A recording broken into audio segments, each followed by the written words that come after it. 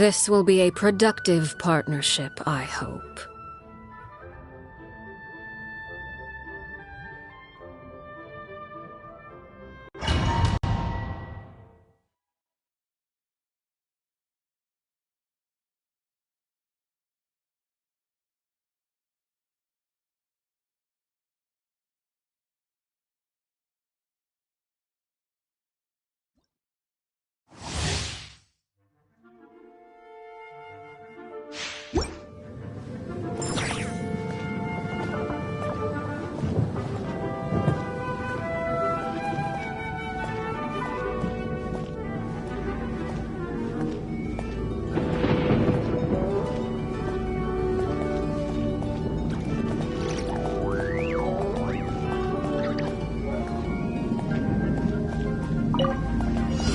There you are, eavesdropper.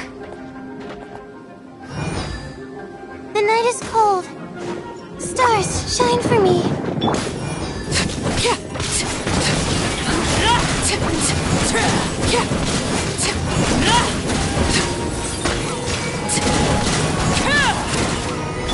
Judgment! Lights out. Over here! Laid bare. Oh, now you've got me worked up. Oh, mine to command.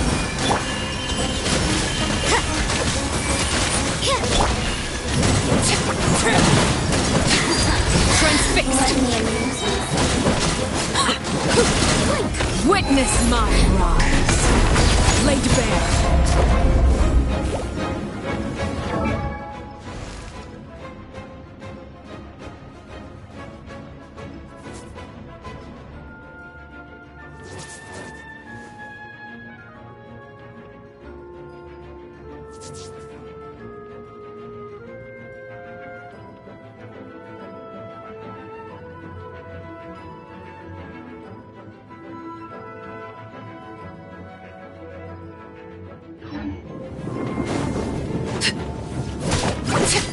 Over here! Don't be scared. Blink! Yeah! You can't run! Over here! The merrier!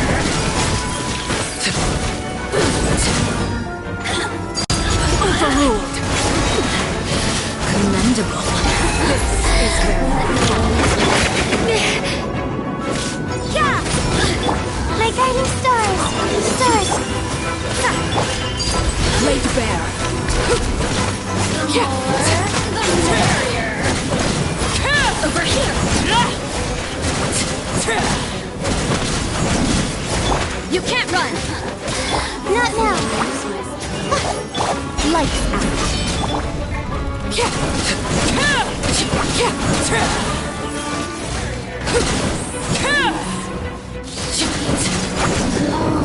Don't be scared.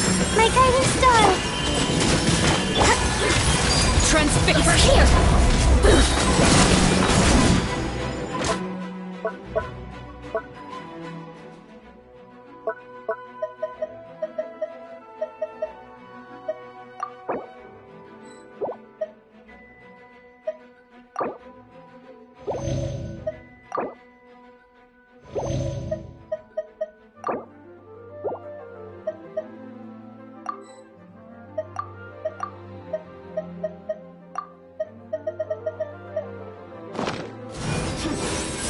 Witness my rise.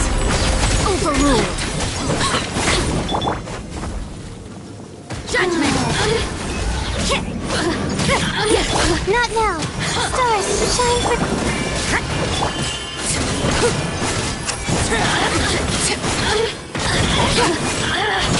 Over here! Shiver!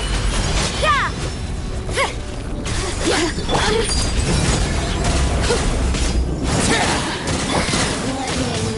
My guiding stars. Don't be scared. Blink! You can't run!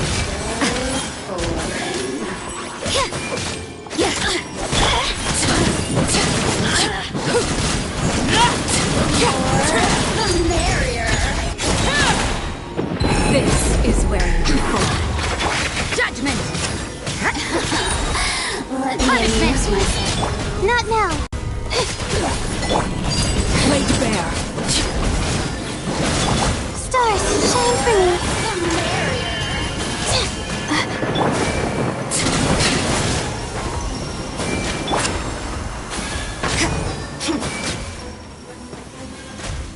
Maybe this is just fate's dark design. Overruled. Let me amuse myself a little. Judgment! Over here! My guiding stars.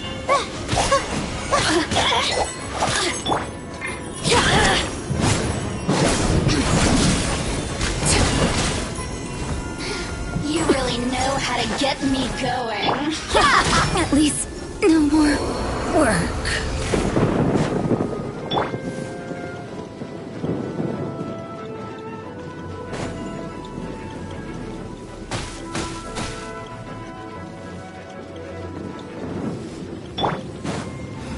The night is cold. Laid bare. Everlasting as the moon. Shine.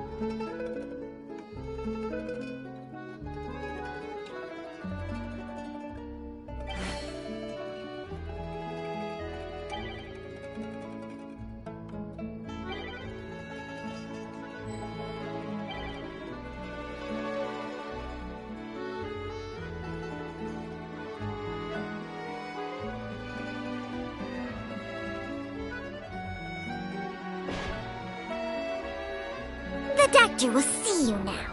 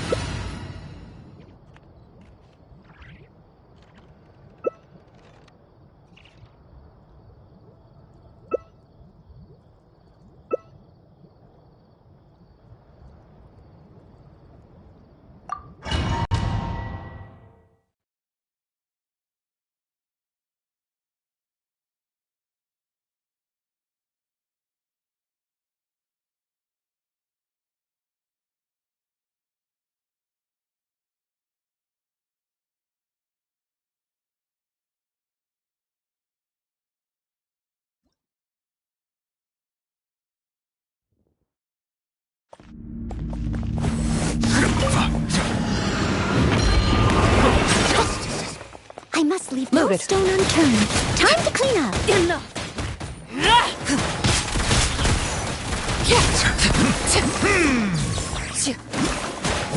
Witness my rise! Transfix! Shoot on sight! Someone needs Be sanctified. good nature. Steady as stone.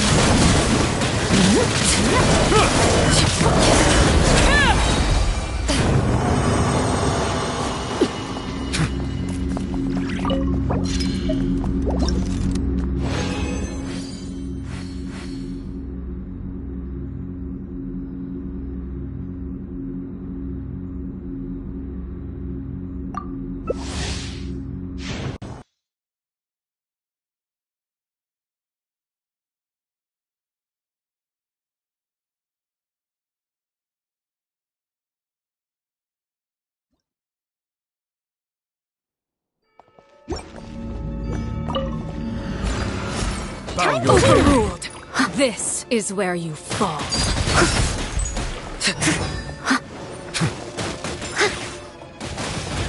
Let the mighty be Time to humble. testify.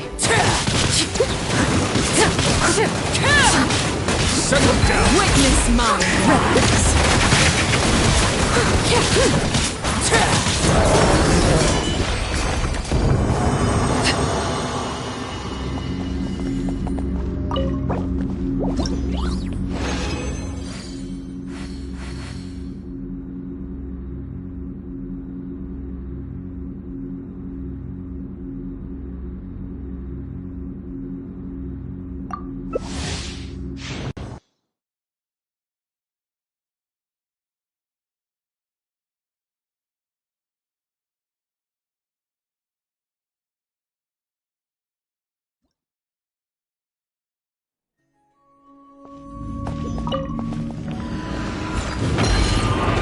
Transfixed! Everlasting as the moon! Laid bare!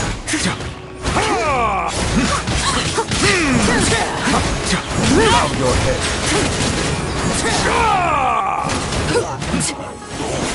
Beautiful made woman. Leave it up to Be sanctified.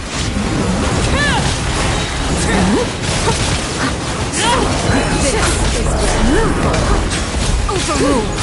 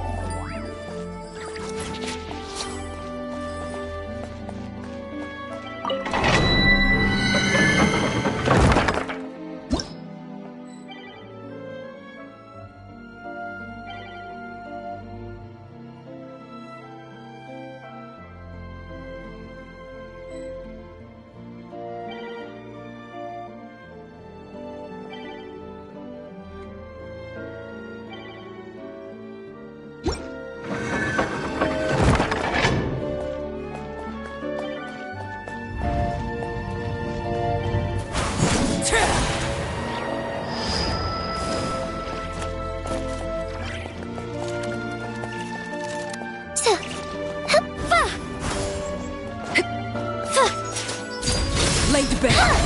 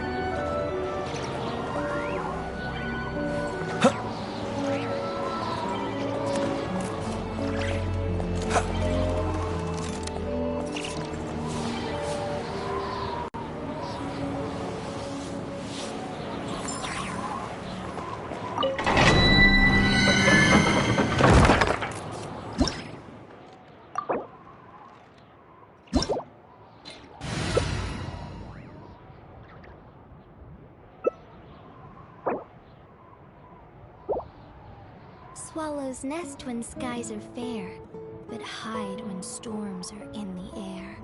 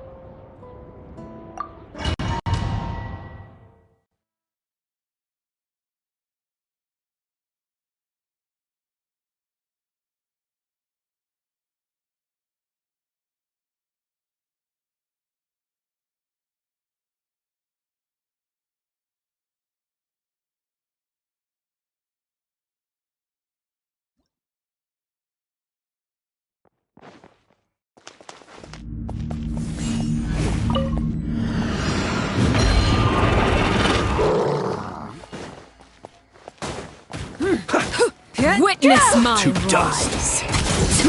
Rest from the sky! Be silent. To dust. Take a breather.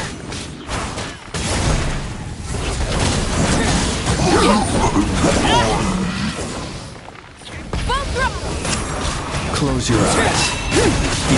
The heart! Now it's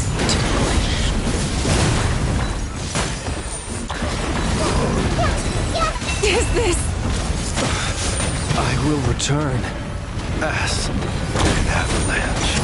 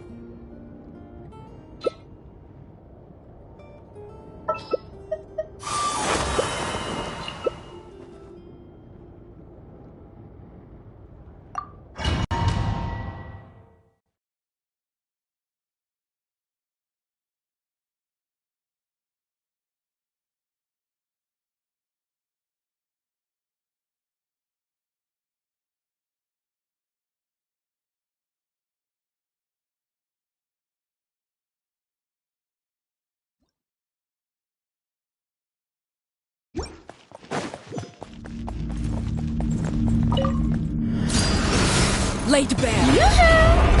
Yeah. Scatter! Skyward! Observe. Close your eyes.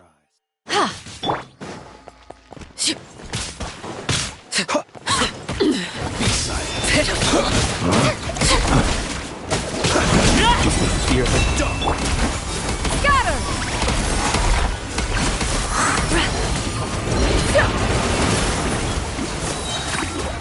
Seize the skies! Transfixed! Everlasting as the moon! Do not fret. Skyward!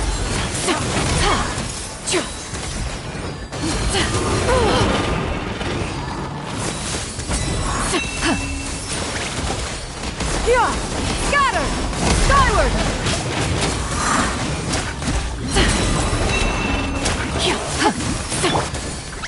Laid bare. Close your eyes. Be silent. Night Stray cloud falls. converge! Skyward! Scatter!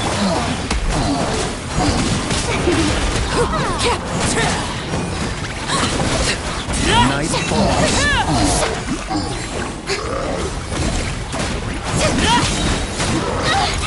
This is where you Observe.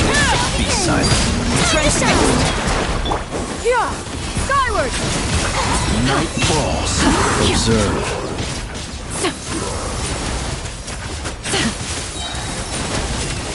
Make way for the I hear children singing.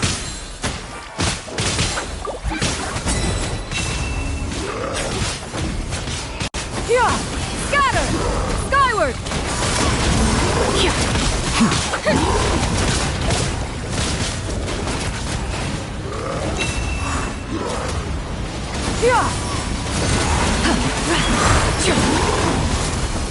Close your eyes.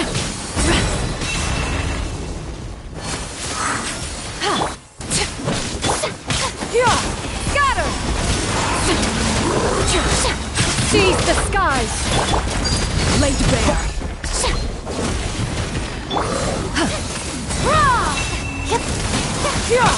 Skyward! Observe. Be silent. Night falls. Close your eyes. Scatter! Skyward! Night falls. Inconsequential! Stray cloud converge!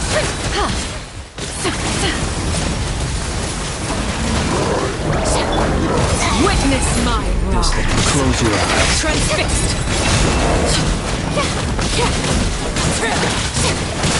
Observe. Fear the dark. Steady now. This shall not Be my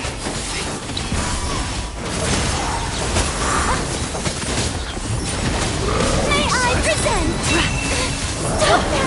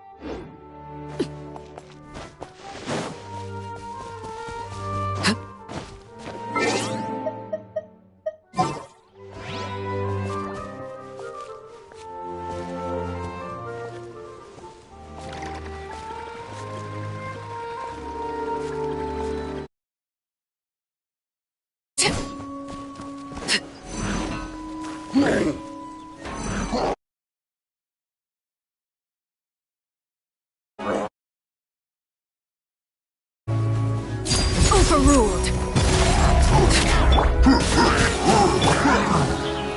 My guiding stars!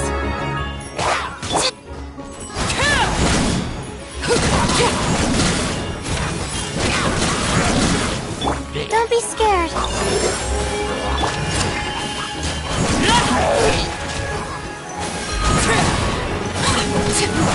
I hear children.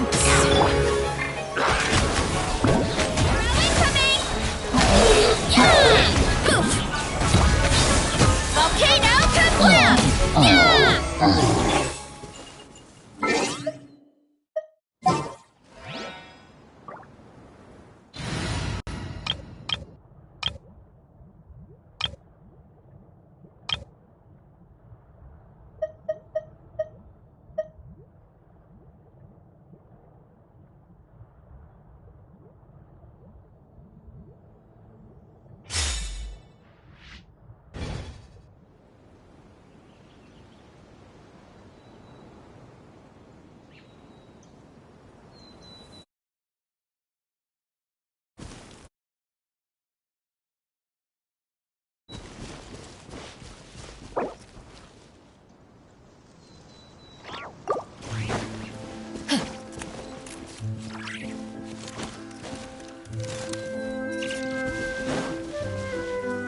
Adventure time! Teamwork is dreamwork! Ha! Transfixed! Make way for the...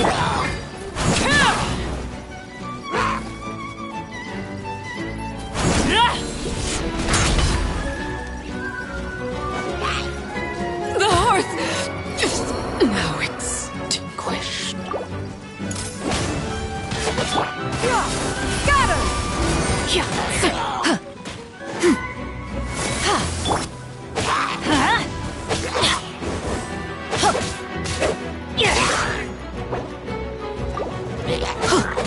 Booba, get them!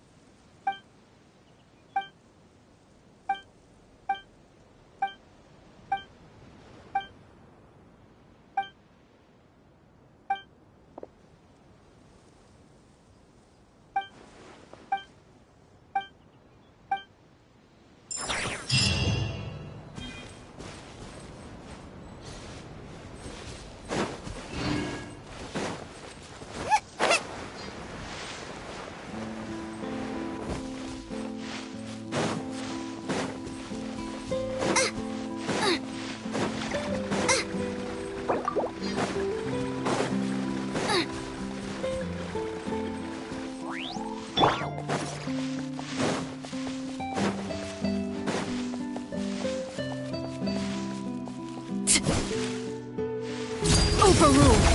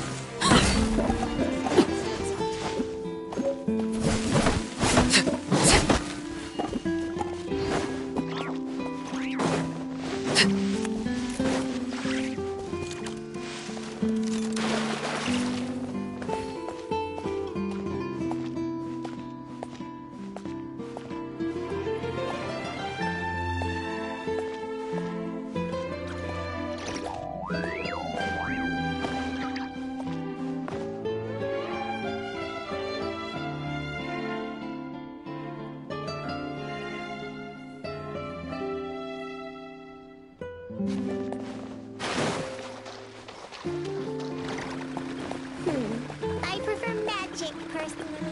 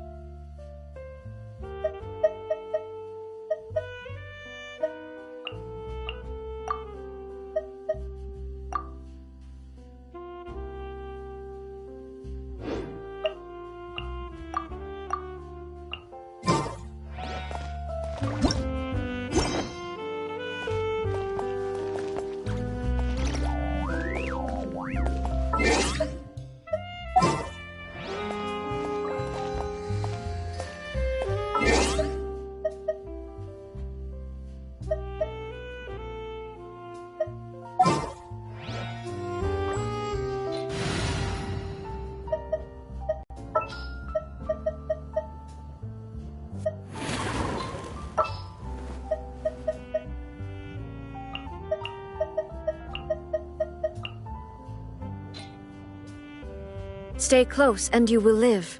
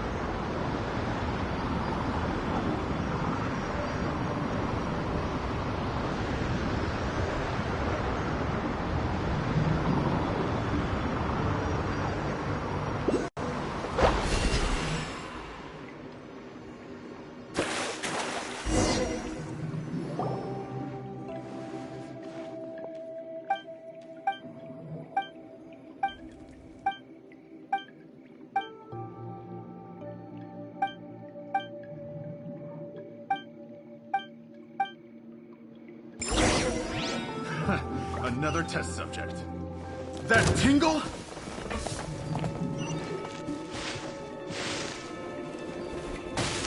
Suffocate! I'm going in! transfixed.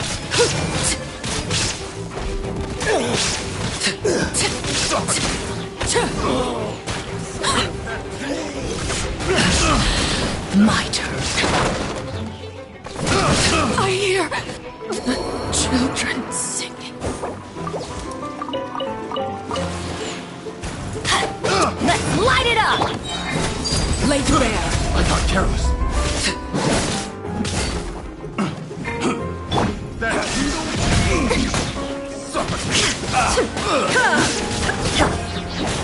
Teamwork is trick! the wrong test subject. That tingle?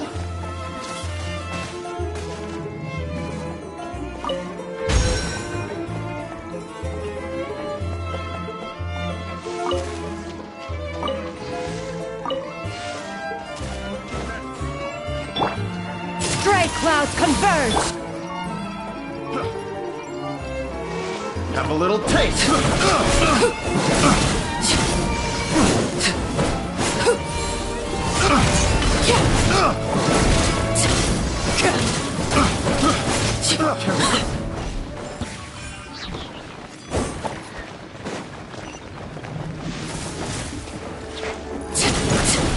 This shall not be my fate.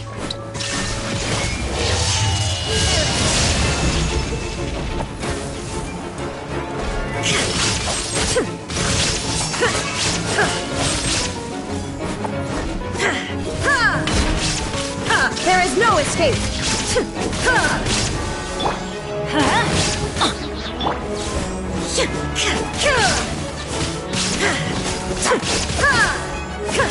Shine down.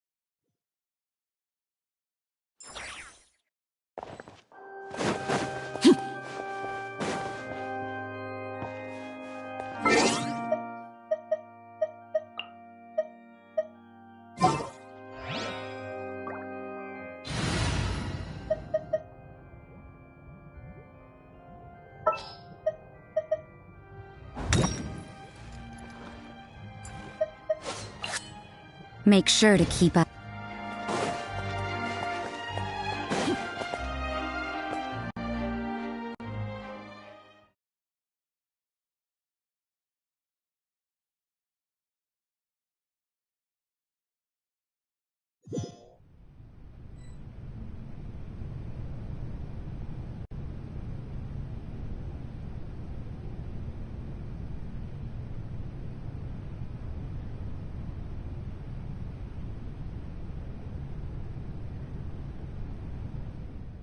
You...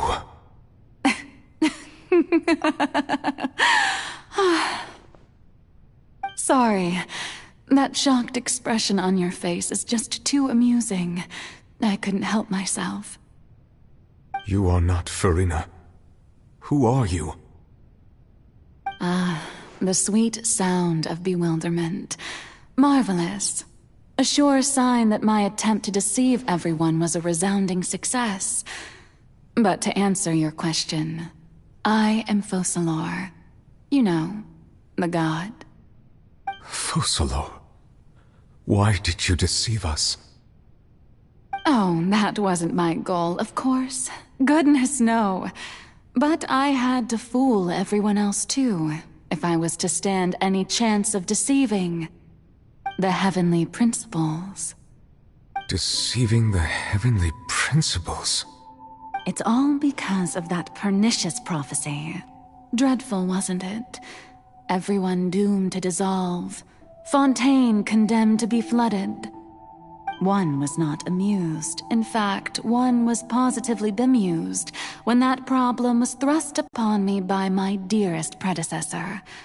That's the former Hydro Archon Egeria for the uninitiated. It hardly gets more disastrous than a preordained national catastrophe, now does it? She knew full well that the prophecy would surely come to pass. And as one of the seven, she also knew full well that one defies the heavenly principles at one's peril. So yes, as you have no doubt surmised, it was a rather impossible situation that I found myself in. I spent a terribly long time mulling it over, alone on the ocean floor. And I was almost growing barnacles by the time I finally realized there was only one possible solution to this confounding conundrum.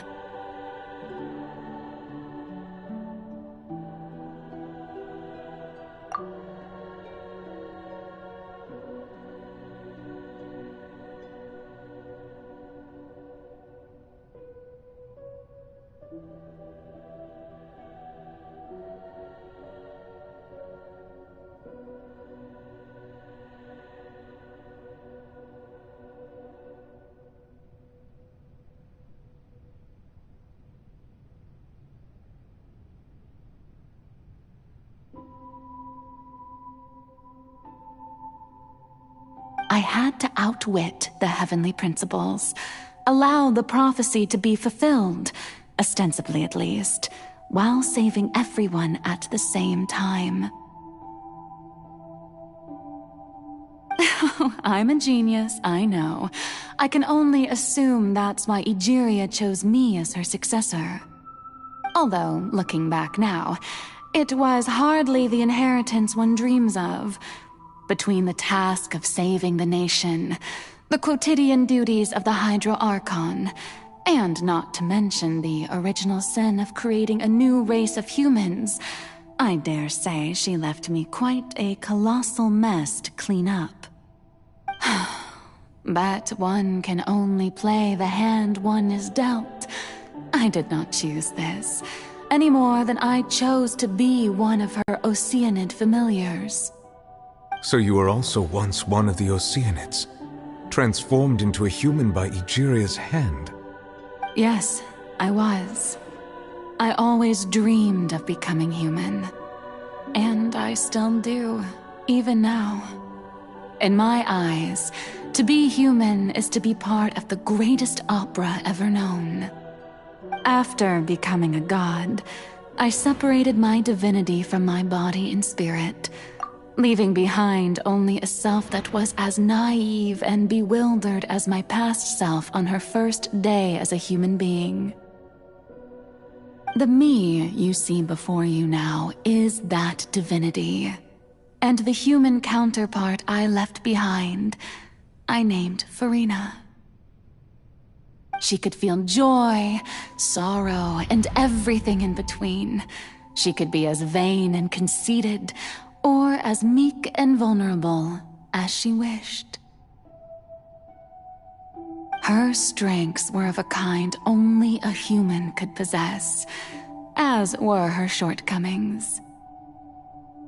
But in my eyes, Farina's humanity was what made her perfect. She was perfectly human in every way, the person I always wanted to be. Anyway, so then I cursed her. All part of the plan, of course. The plan to deceive the heavenly principles.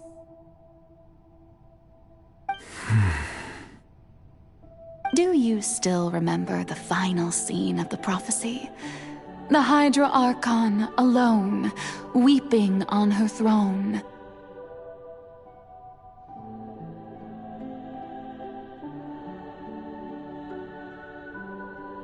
In order that the prophecy might appear fulfilled, I invited Farina to be an actress, to play the part of the Hydro Archon in the prophecy. Under the curse I placed on her, so long as I, Focalor's divinity, continued to exist, she could not die. But nor was she free to live her life in the pursuit of happiness. Instead, she was forced to take the stage in the opera house, to embrace the role of leading lady, to forever play the part of the god from the prophecy, all to create a deceitful appearance of that prophecy coming to pass. I suppose now you probably understand why your court is called the Opera Epiclese. But Farina is only human, isn't she? Even though she has had a long life, her mind is no stronger than that of any other ordinary human being. I cannot begin to fathom what she has had to endure. It must have been torture for her.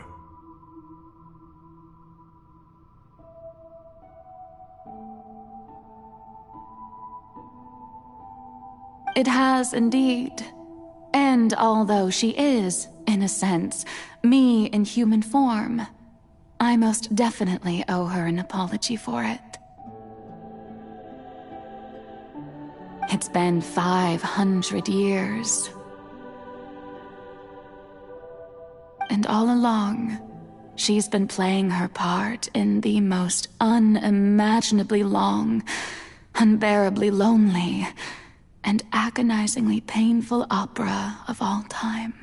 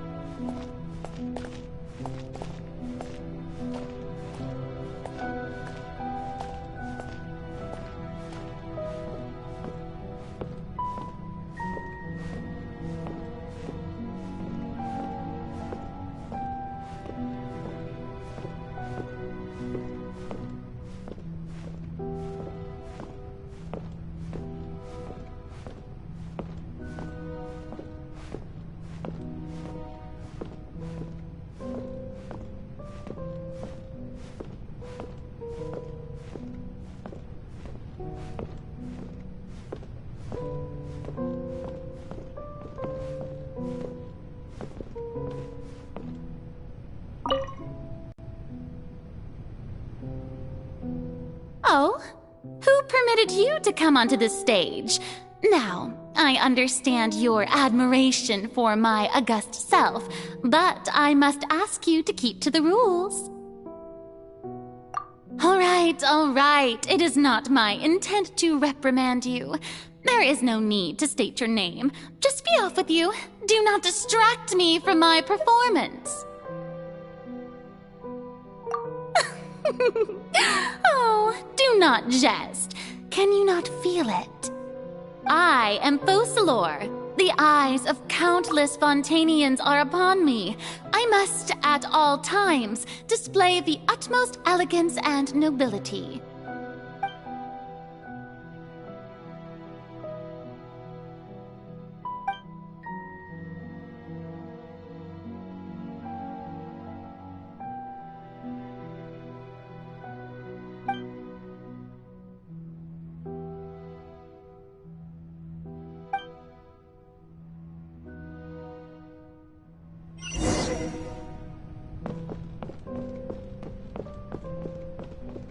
Dear audience, the performance is experiencing a technical difficulty, but worry not.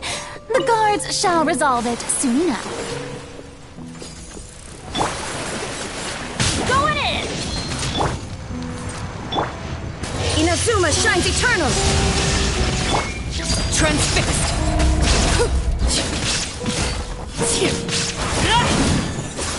The hearth! Now extinguished.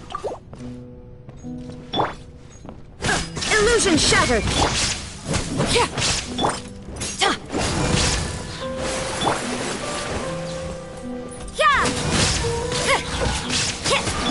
There is no escape!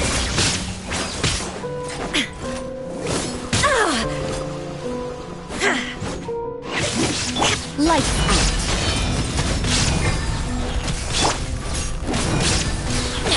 Everybody stand back! Illusion shattered! Laid bare!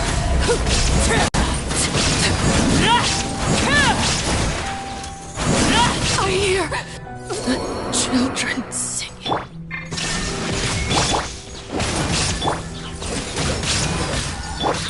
Torn to oblivion!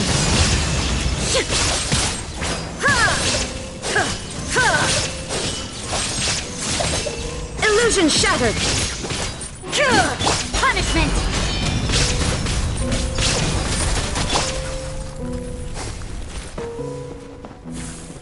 Hey, what gives? The audience is still watching me, you know. Guards? Wait, where are the guards? Guards!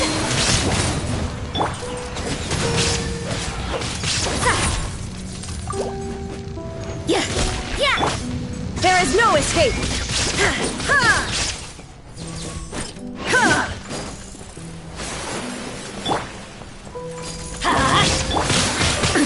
Absurd! Shine down! You can't run!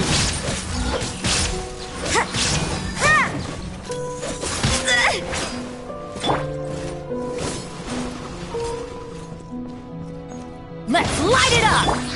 Now you shall perish! Illusion shattered!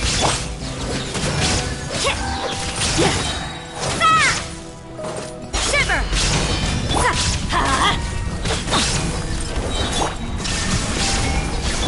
Teamwork is dreamwork!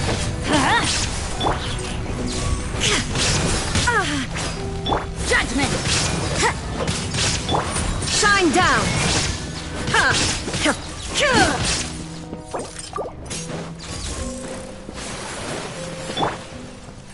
Let's light it up!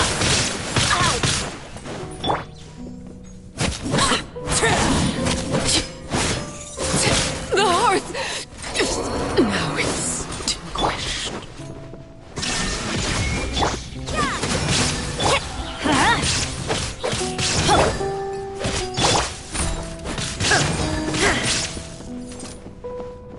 Inazuma shines eternal!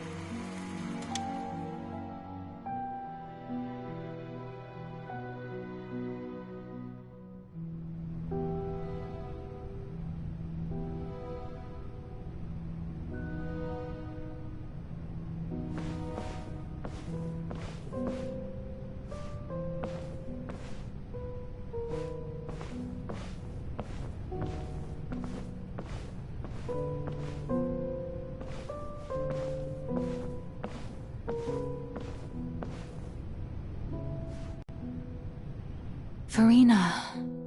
Farina. Huh? Who's that? Who's calling me? Where are you? Be not nervous. Be not afraid. I am before you. Wait a moment. You're near me? How can this be?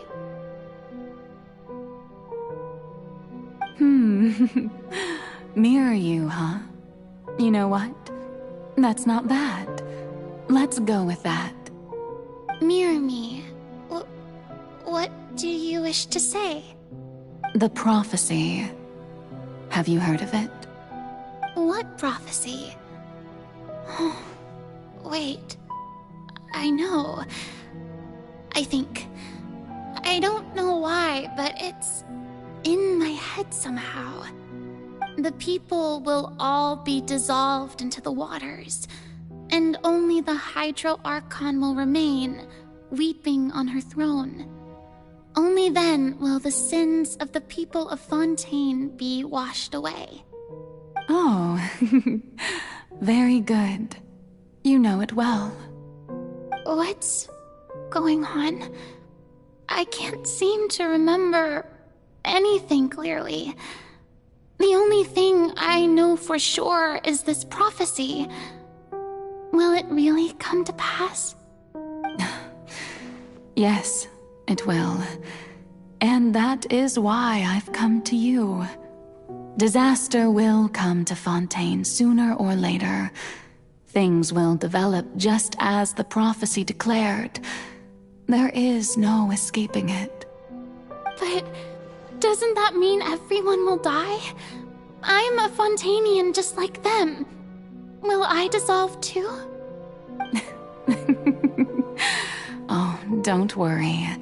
Magical meetings exist in this world precisely to give people a chance to turn things around.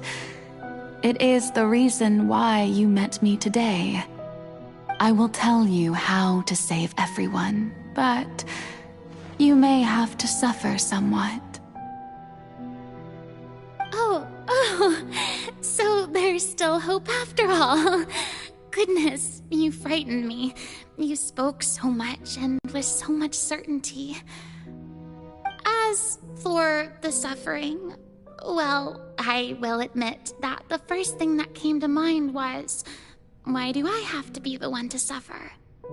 But if the prophecy will come true, I'll also die anyway, right?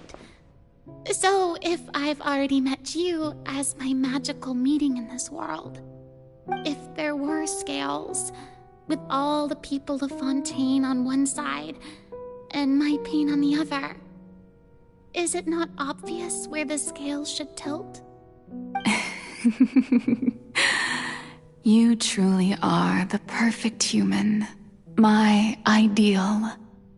I suppose this would also be the justice that belongs to you. Huh? Don't worry, it's nothing. Listen well. Fontaine has just lost its Hydro Archon. I need you to play a role, that of the new Archon. Play as a god? That's right. You must begin a never-ending masquerade. You must never let anyone suspect your identity. If you can keep it up, then I shall have my way of defying this prophecy. But should your identity be revealed, then all hope will be lost. But how will I do this? A human assuming the role of a god without being exposed.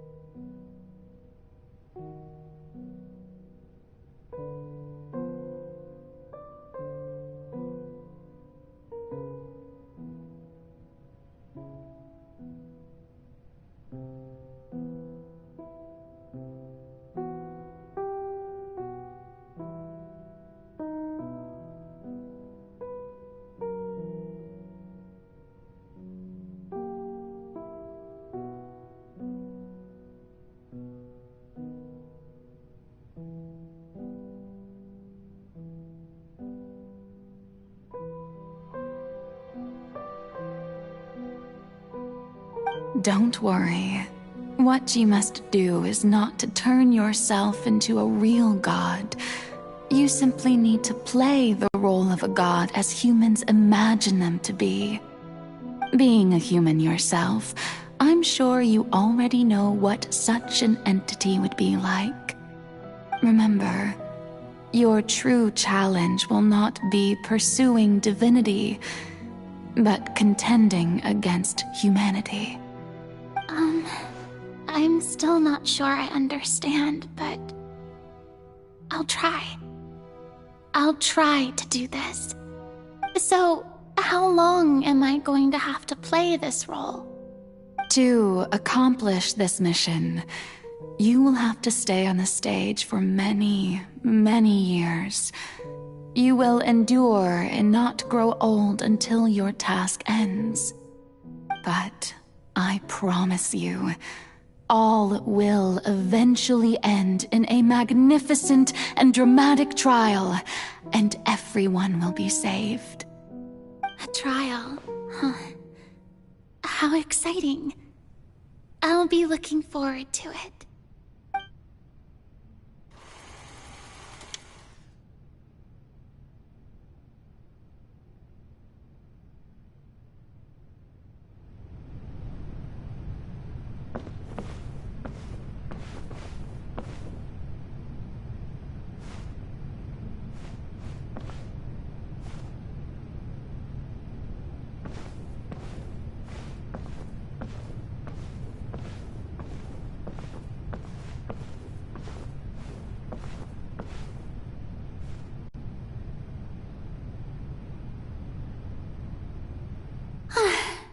The Maison Cardinalise has announced my accession, but this is my first time facing the people. What should I say to most appear like a god? To be honest, I still don't know. Perhaps I should first try to act natural. Ladies and gentlemen, good evening, and welcome to the Opera Epiclese. I'm sure you've all heard about how I have taken on the role of Hydro Archon. Indeed, I am Verena de Fontaine, your new Archon. In truth, I know little about becoming a nation's new god, but it will be my honor to guide you all. As the god Focalor, the god of justice, I shall do all within my power to lead you into an age of fairness and justice.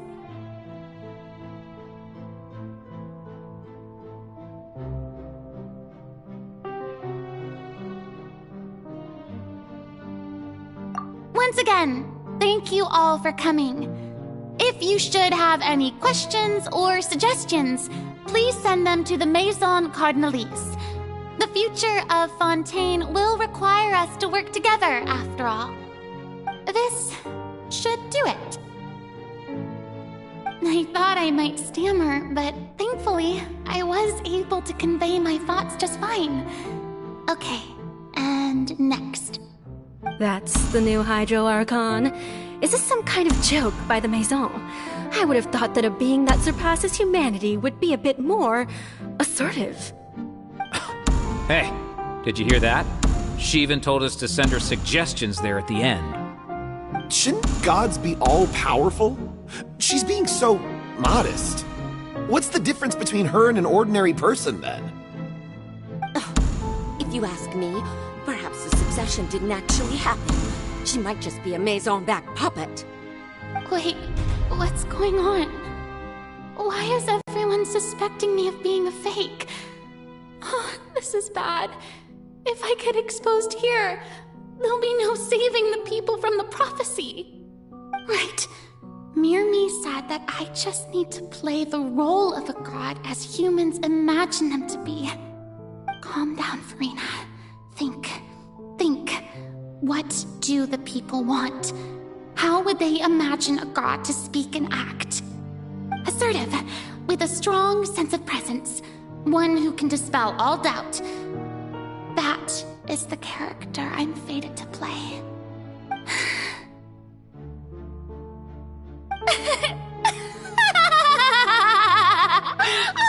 Oh, very good, my people. Only ones such as you are deserving of my rule. Now, I was wondering if some weak puppet were to one day come onto the stage and claim ownership of this opera house, would the children of Fontaine follow them? Well, it seems that you would all see right through them. Having passed my test, you are qualified to witness wondrous trials alongside my august self, here in this opera house. You may consider my previous act a door gift of sorts. I thought it was a debut that suited the atmosphere. Now then, let us be reintroduced. Ah, so that was just a performance. How could I have forgotten that we were inside an opera house? Her personality? It's quite shocking, to be honest, but I suppose it's a better look than before. Such a fascinating and bold deity. How wonderful. Our future may yet be bright after all. It seems I've turned them around. Best follow this flow and restart my accession speech.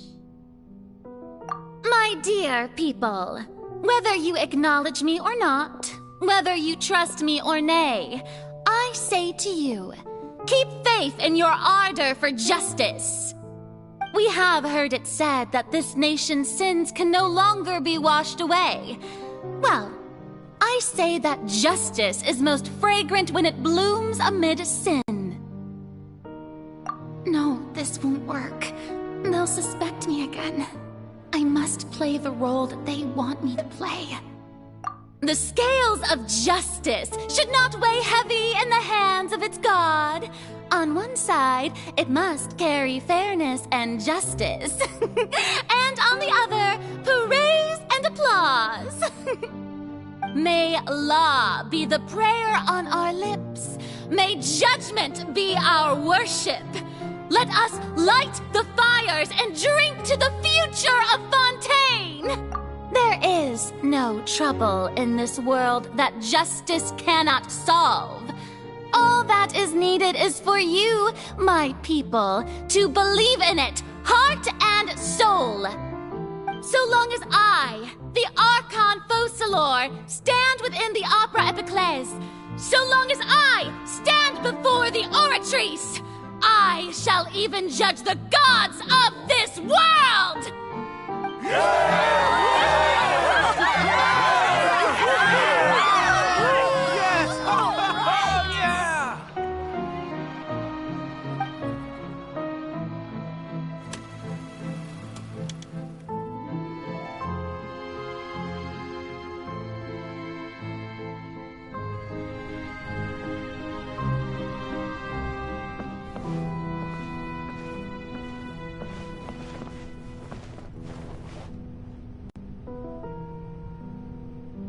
Lady Farina, here are today's case reports, as well as a summary of the follow-up for your perusal.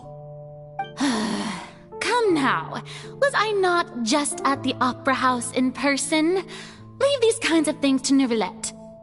Besides, none of these trials were the one that I'm looking forward to the most. If I may be so impertinent, what kind of trial are you truly looking forward to? A magnificent, dramatic, and wondrous trial. A trial to end all things. How could you hope to understand?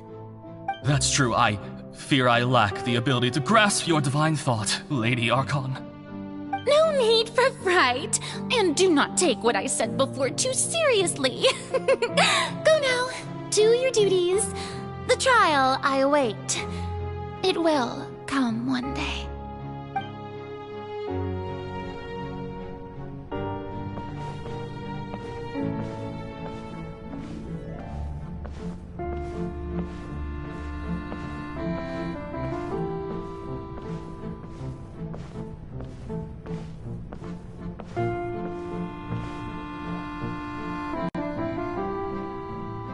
Lady Farina, I don't know what to say. Thank you for agreeing to see me.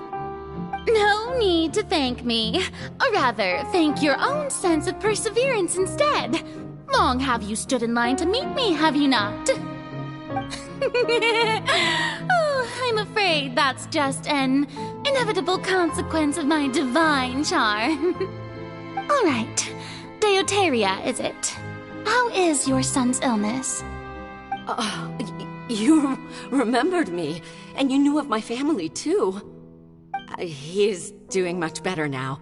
In fact, he is far more of an ardent believer than I. He was the one who forced me to seek an audience with you, and to bring your words back to him. Oh, good. Very good. If this should happen again in the future, please do not hesitate to come and tell me. Going down to citizens' homes every so often, while not usual practice, should serve as a fine change of pace. You're such a gentle and wise god. Thank you once again, on behalf of my son.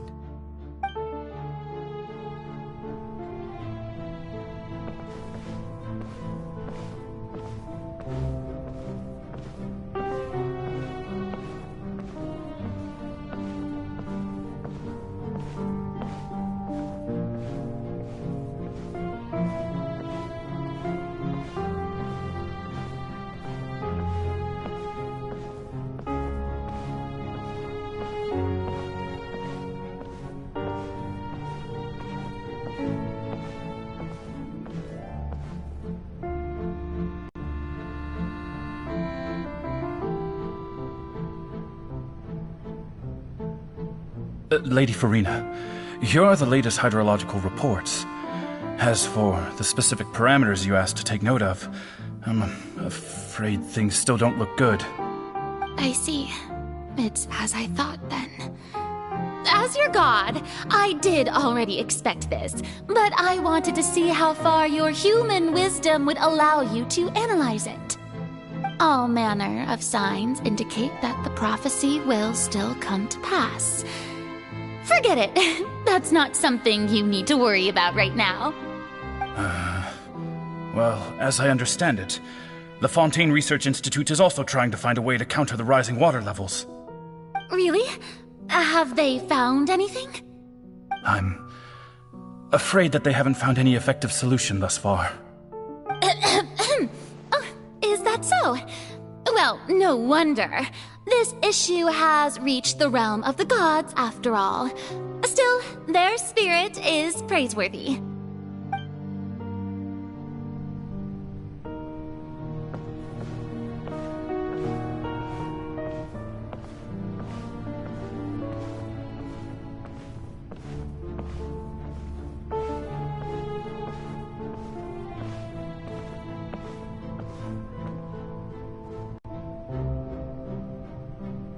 The day is finally over. I haven't had a moment to breathe this whole time. But it's good to see that everything's getting on track. There are no longer any voices of suspicion. Maybe this is fine. I just need to keep going, and everyone will be saved. Alright, Farina, don't think too hard about this. You need rest. Tomorrow's a new day.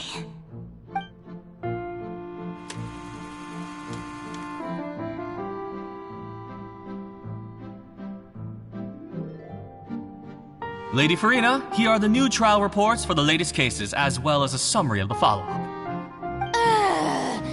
There'll be no need for that. I've seen them already. There's no need to go back over scenes I've witnessed in person before. Lady Farina, I've waited so long for this chance to see you in this manner. Indeed, my dear, loyal citizen. This joyous moment is an honor for us both.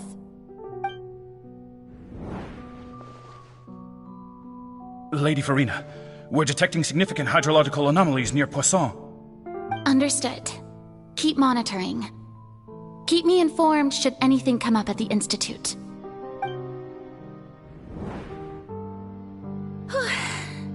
I don't think I let anything slip today. I must show the people that there is nothing to worry about. I just don't know when these days will end. I feel utterly exhausted. Best to rest early today, too.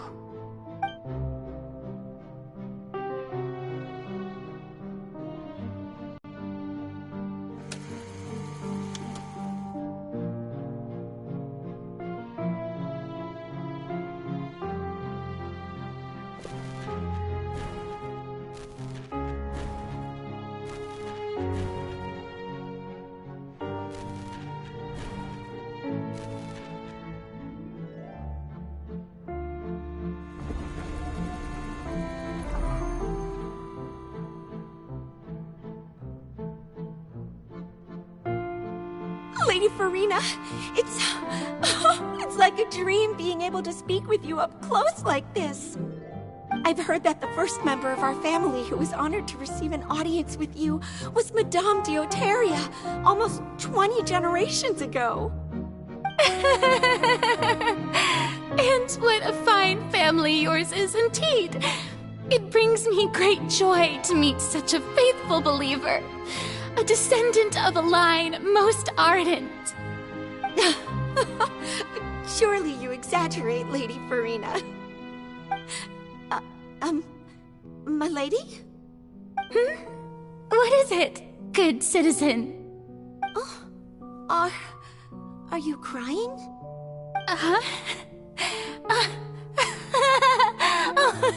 Really now? I didn't even notice.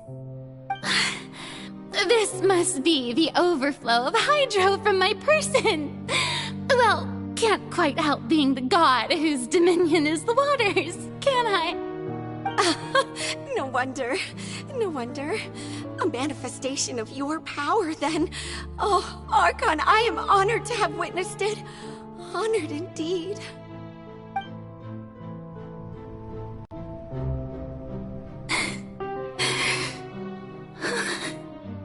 So interminable. So lonely. Just how much longer? Hundreds of years must have passed by now. Perhaps the show must go on for hundreds more. I never imagined that it would hurt so much. Have I reached my limit? No. Perhaps I reached it long ago. Today I didn't even notice my own tears. I want to tell someone, anyone, about this. But would that not destroy all I've done so far?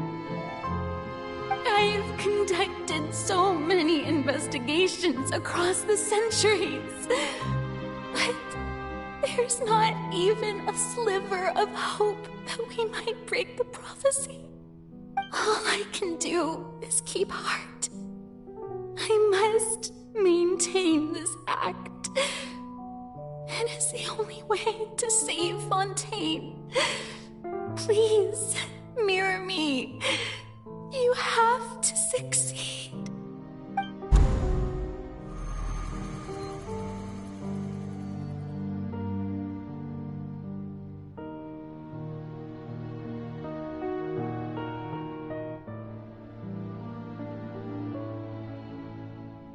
Farina, you don't have to shoulder this burden alone. Although I don't know what you might be keeping from everyone, your people are more than willing to share your burden with you.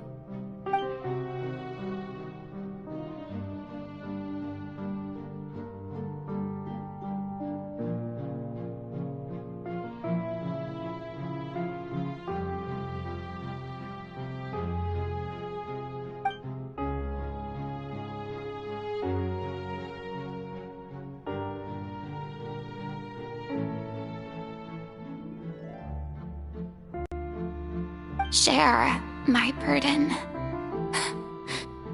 That's impossible.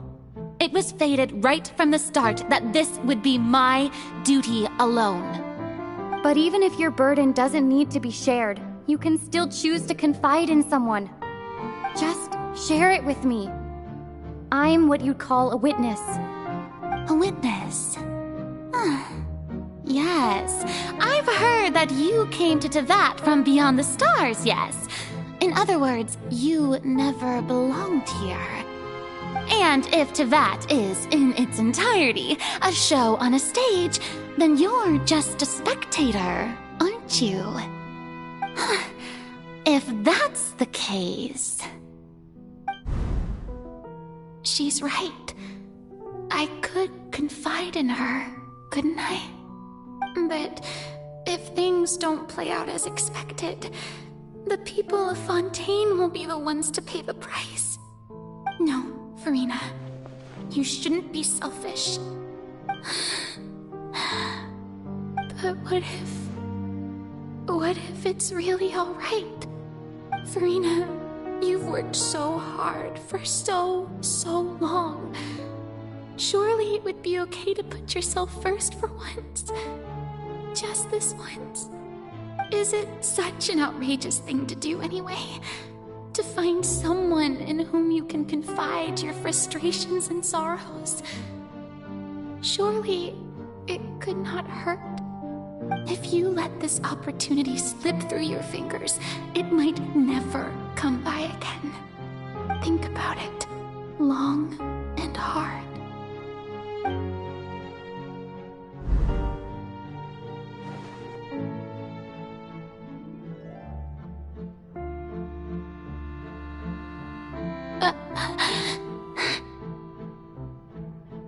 No, I have nothing to say. I am Furina, the Archon of Fontaine. Everything will surely get better. All you need to do, dear spectator, is to witness my performance until the curtains fall.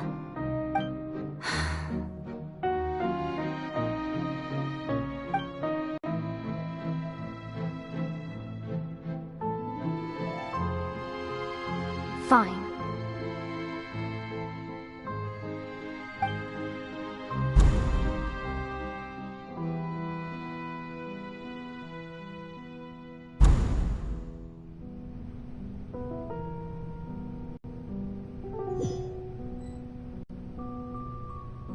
So even Furina doesn't know the truth?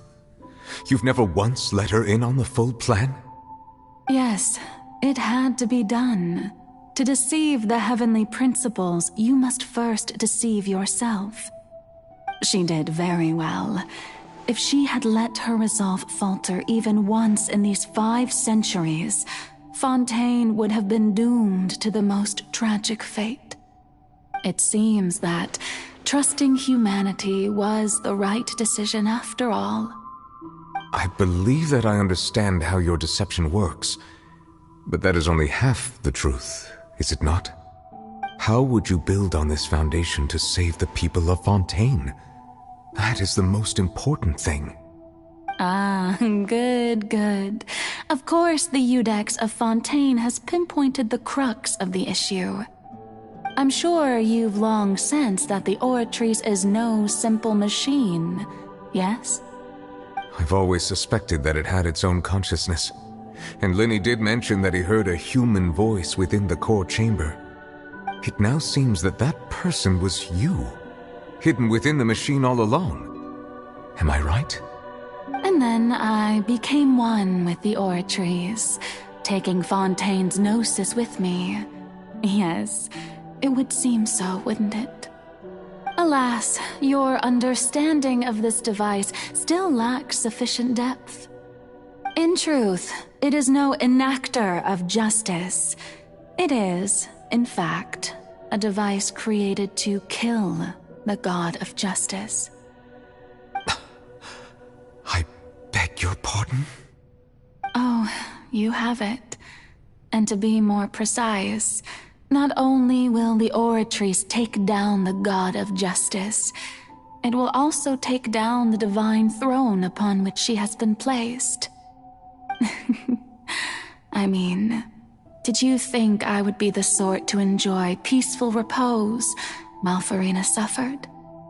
My work over these last 500 years has been to constantly accumulate indemnitium within the Oratrice. But really, some have already discovered that only a small fraction of the energy generated by the device was ever used to provide power to Fontaine. The vast majority had to be accumulated to enact this death sentence. It was all a part of your plan, then? Both the trial and the sentence? Indeed. This power, accrued over 5 centuries, could have sustained Fontainians for millennia had it only been used for that purpose. Almost all of it has now been stored within the Oratrice. But only power of this magnitude could hope to destroy the Hydro Archon's divine throne, shaking the rules established by Celestia, and breaking through the institution that is the Seven. So the Oratrice's call for death was for neither Farina nor Focalor, but for the Hydro Archon. The destruction of that divine throne. If I do not misunderstand your intent, you must be... returning what's rightfully yours to you, of course. In other words, this was all done to return the authority of the Hydro Archon to the Hydro Dragon of this planet. But...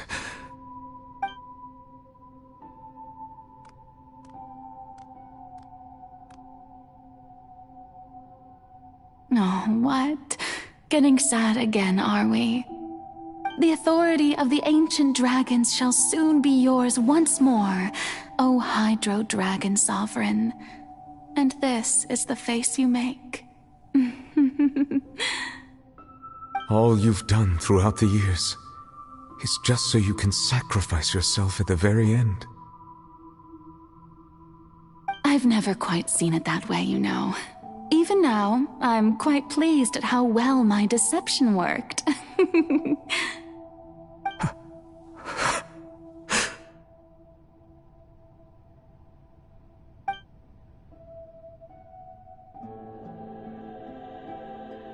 Hydro Dragon, don't cry.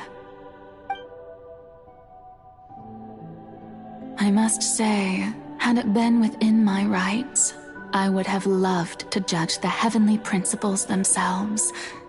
Were they not guilty of essentially the same crime? Egeria stole the power of the primordial sea, and the heavenly principles stole the power you ancient dragons possessed. I, for my part, am the god of justice. And is it not just that your original powers should be returned to you? Speaking of justice, I have always believed that justice lies in the process of pursuing human existence itself. So, if the theft of the primordial sea's might was Fontaine's original sin, then, leaving matters of procedural right and wrong aside, the descent of the Fontainians as humans and their right to exist in this world would be Fontaine's original justice. In other words, existence was Egeria's justice, and to me, justice is the continuation of that existence. Defying the prophecy and ensuring that Fontaine's people shall live on, that should be the justice enthroned over all others. At this point, we, whether it be myself or all other Fontainians, have shouldered the burden of this sin for far too long. Iudex Nervillet, the highest judge in our land, when you regain your full power as an elemental sovereign, what verdict shall you pass upon us? So when I was invited to the court of Fontaine to serve as Iudex, I see now that that was your idea too. At last, I now understand the true purpose behind this position. In the beginning, I was uninterested in human existence. But these 5 centuries of living alongside them have gradually brought about mutual understanding between us. And I have even attempted to feel as they feel. You are a devious one, Focalors. Things being as they are, surely you know that I could never declare them to be guilty.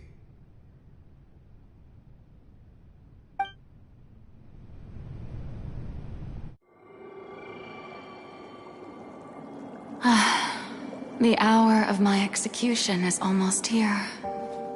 For the sinner, the curtain call has come. I know I may not sound it, but faced with death, I find myself a little afraid. Perhaps this is one thing both gods and humans have in common.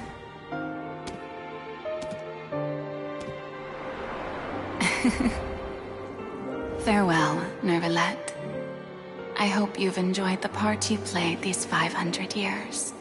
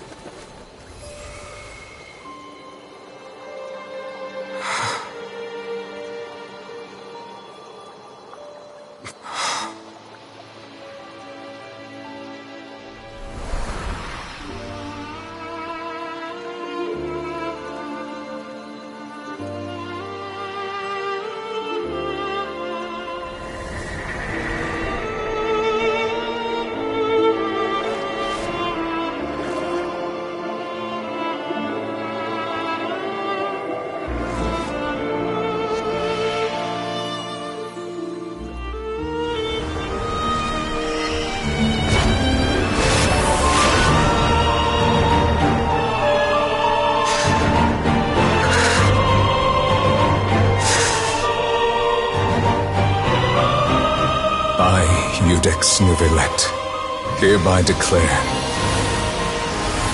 people of Fontaine, your sins are forgiven.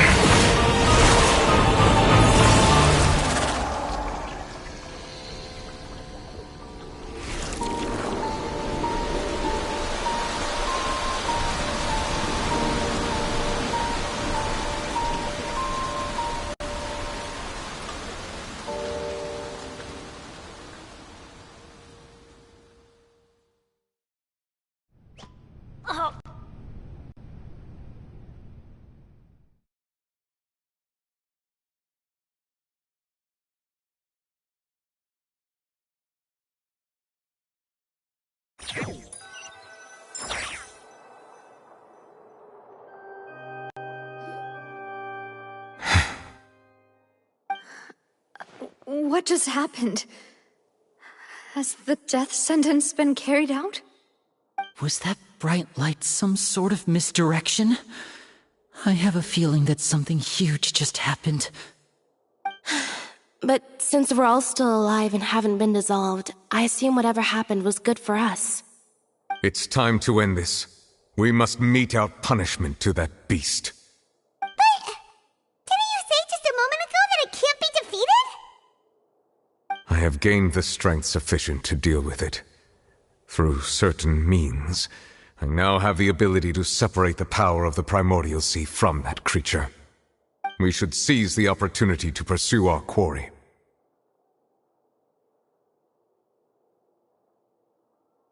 Traveler, now that the oratories can no longer function, I require an executor to help me mete out justice. The root of the calamities befalling Fontaine, the beast that enacts the prophecy. Its name is the all-devouring Gnaw. Come with me, traveler.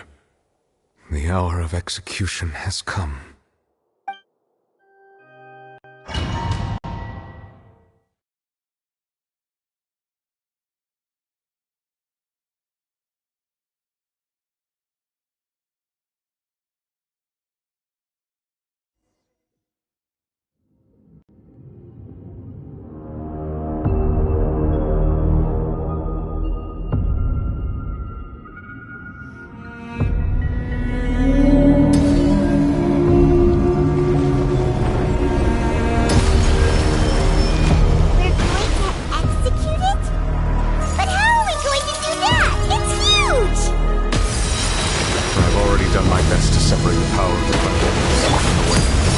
Considering the size of the beast, I cannot reach the power source. Unless we can find a way to attack it from within. We shall share a part of the power within. We shall look for an opening together.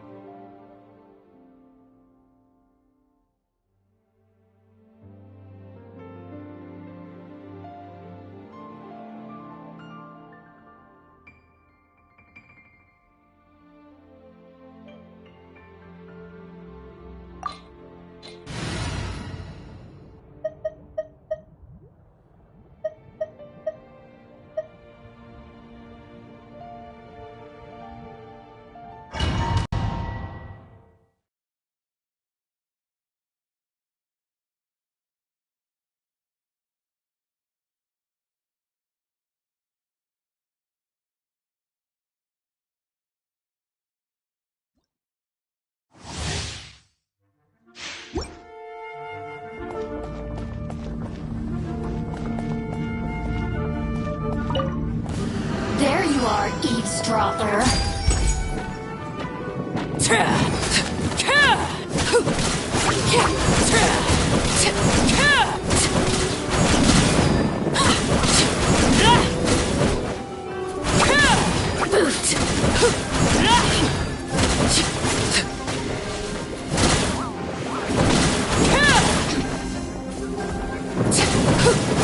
Blink! Pitiful. Blink! This shall not be my fate.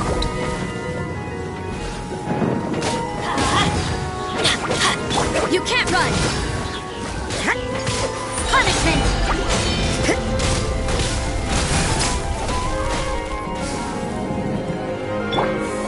The hearth is now extinguished.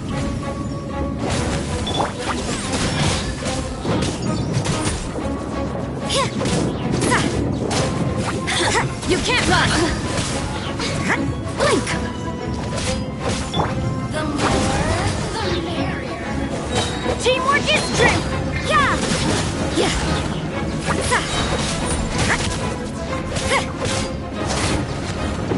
Lights out! You can't run!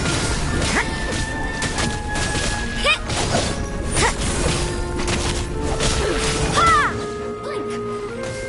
Over here! The more, the merrier. Judgment!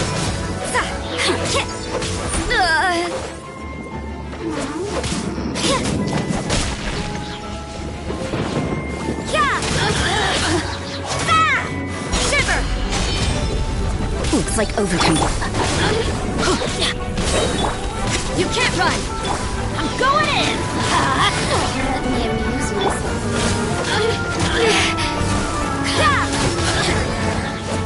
What a nuisance! Blink!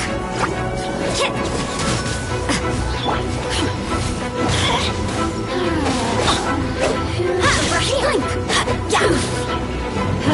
Over here! Judgment! Let me amuse myself Blink! Over here! Punishment! You can't run! Everybody stand back! Let's light it up! Judgment! Over here! Let me amuse myself You can't run!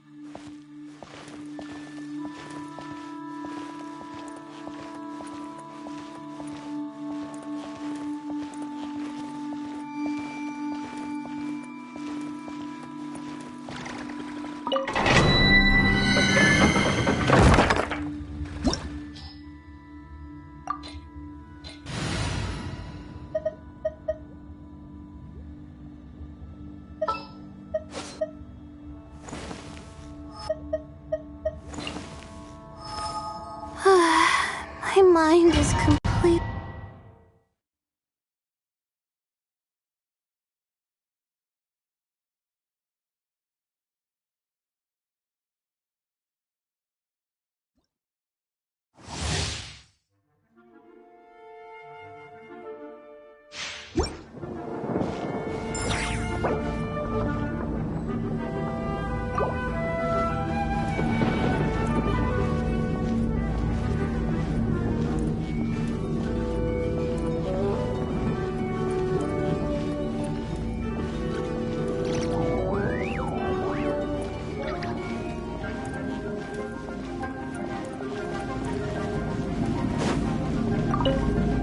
Are you here to play with me? The more, the merrier. Lights out. Cold. Mind Listen to command.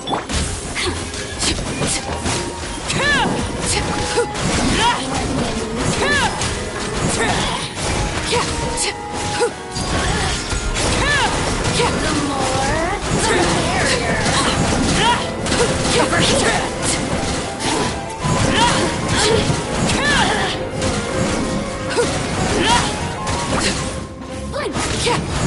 Over here. This is where You really know how to get me going. Not now. Stars, shine. Teamwork is dreamwork.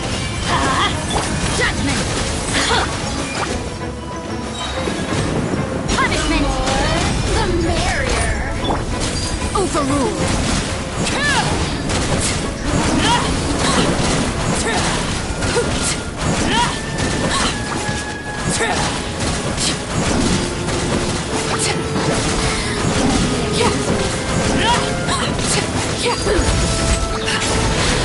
My turn. Everlasting as the moon. Laid back. Don't be scared. I'm going in. You can't run.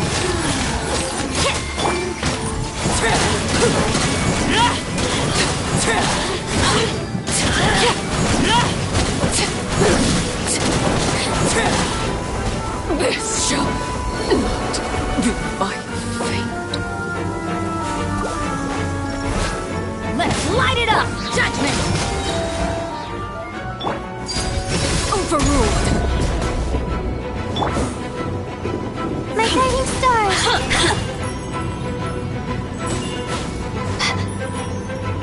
Cold, turn to the light. Let me amuse myself.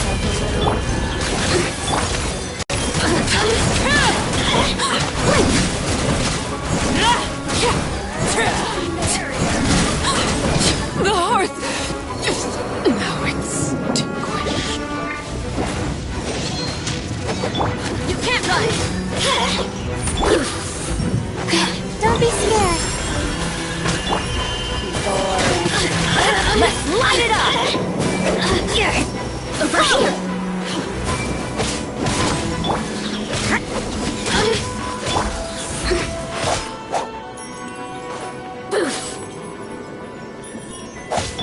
Judgment! Punishment! Over here!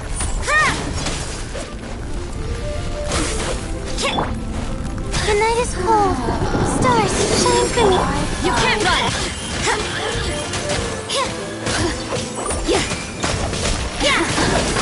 Let me in this.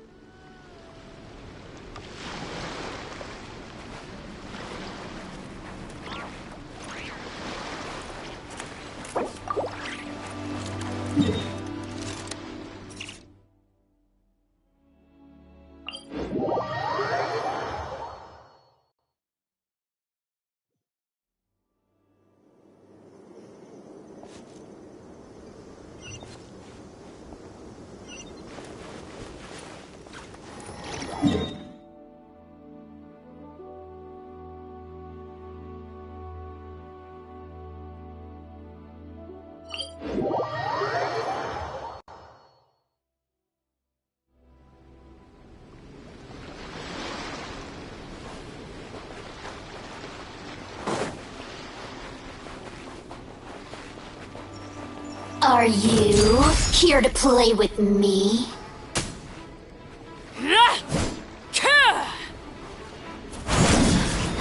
Let me introduce myself.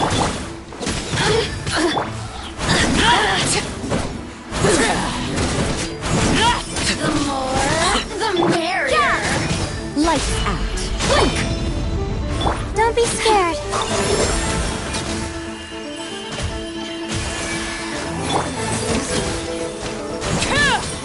Laid bare. The more, the merrier. Witness my rise. Over here. Oh, now you've got me worked up.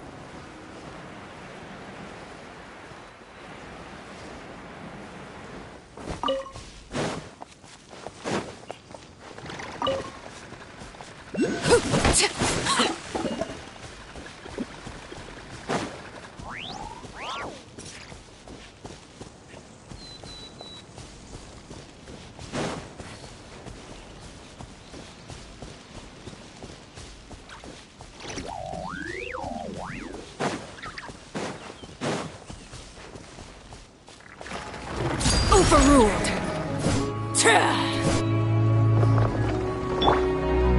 Stars, shine for me.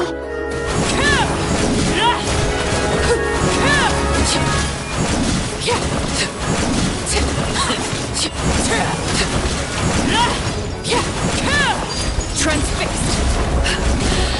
My turn. Adventure time.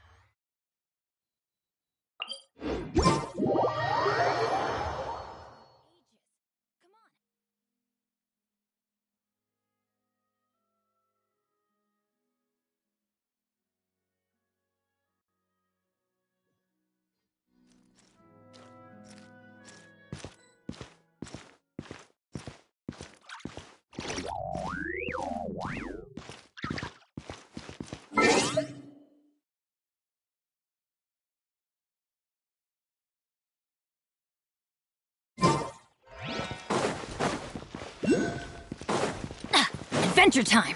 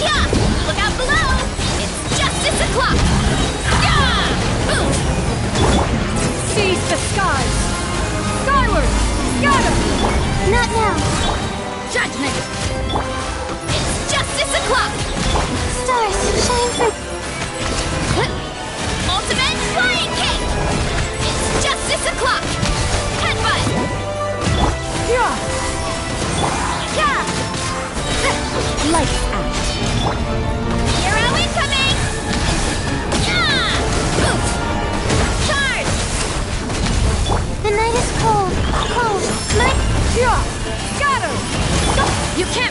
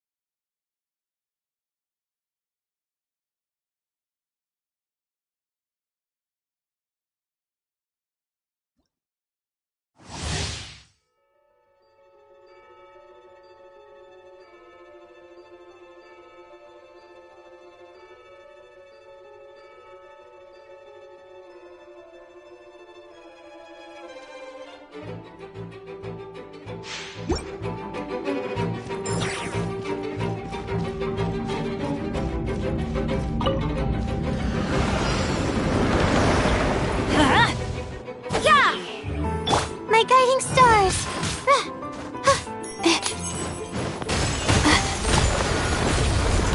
Judgment! Is this my final job?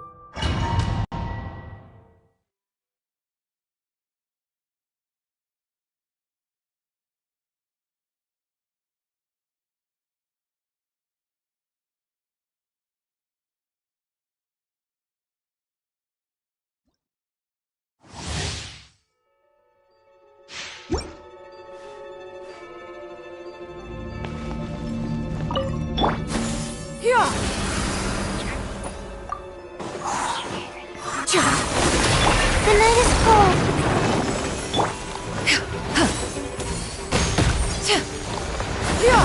Scatter! Doesn't count!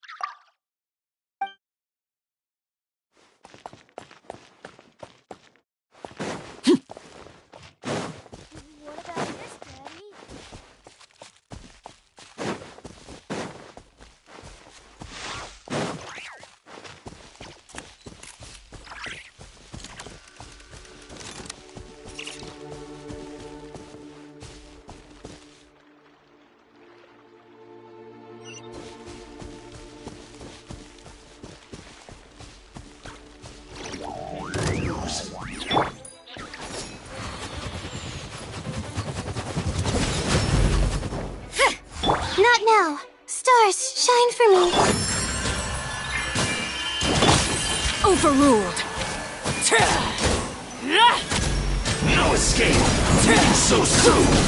This shall not be my fate. Let's light it up! Teamwork is true!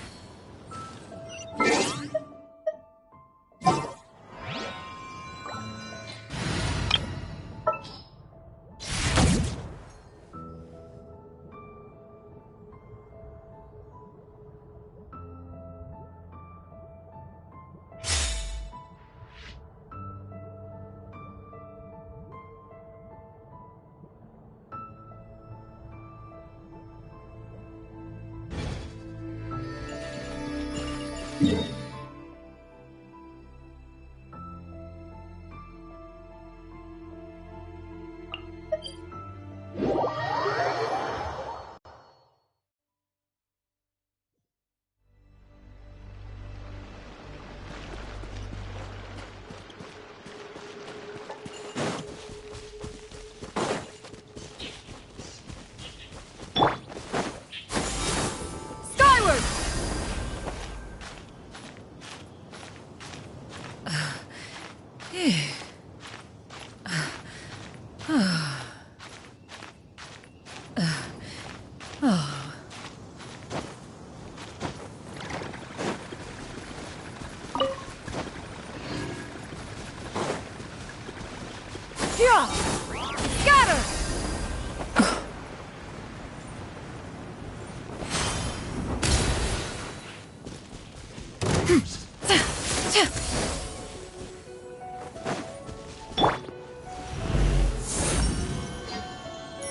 You can't run! No escape! Heads up! Fight! Headbutt! Fight! Yeah! Cold, mine to command. My guiding... Scatter! Judgment! Oof! It's justice o'clock!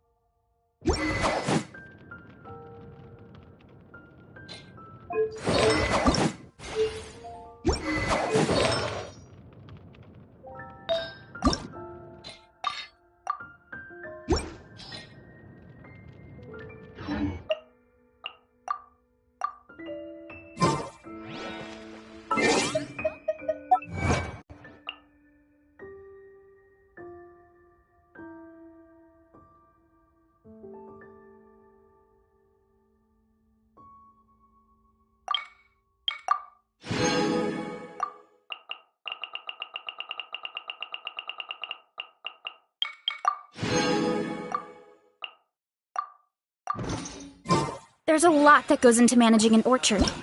Watering, weeding, fertilizing.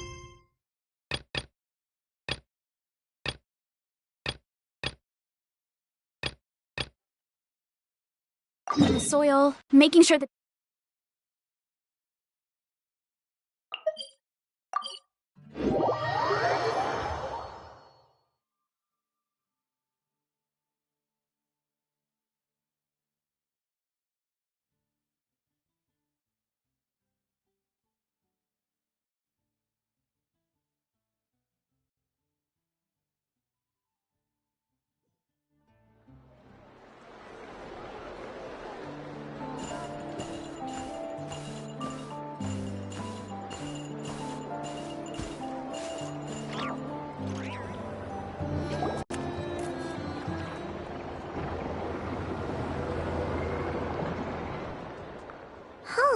It's been a few days since we said bye to the others in Nasha Town. Still no news about Rarer, though. Where could he have slunk off to? If only he was gone for good. But with all the trouble he stirred up before, there's no way we've seen the last of him. Hello! You must be the traveler in Paimon? Mr. Flynn has been looking for you. Unfortunately, there's been a serious wild hunt attack over at the quarry. He thinks it's time to regroup and figure out a plan. The wild hunt? Oh, uh-oh. We better get over the... Come on, let's go!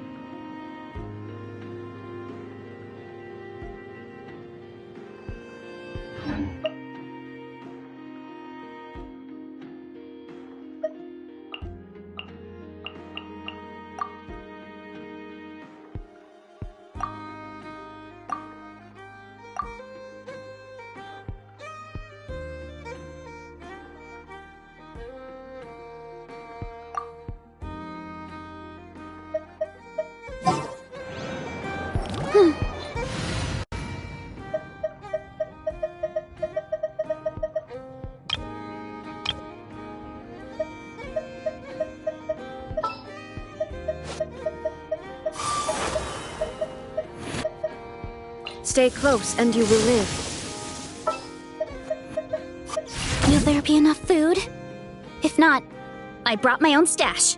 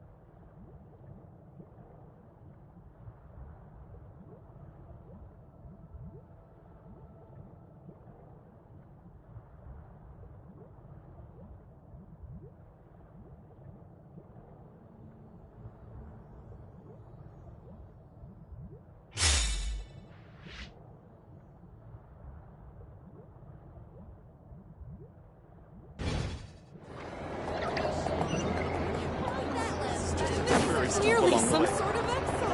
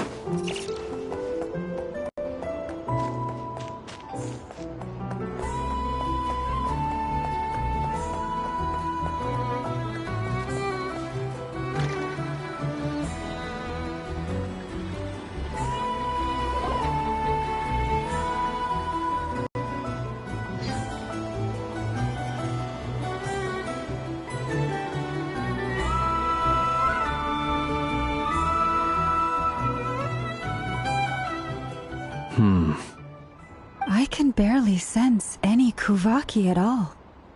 This whole area feels like a soulless husk. Looks like his appetite truly is insatiable. As if the power of that energy cannon wasn't enough. He's not seriously still getting stronger? What's his endgame here? Ah, everyone's here already.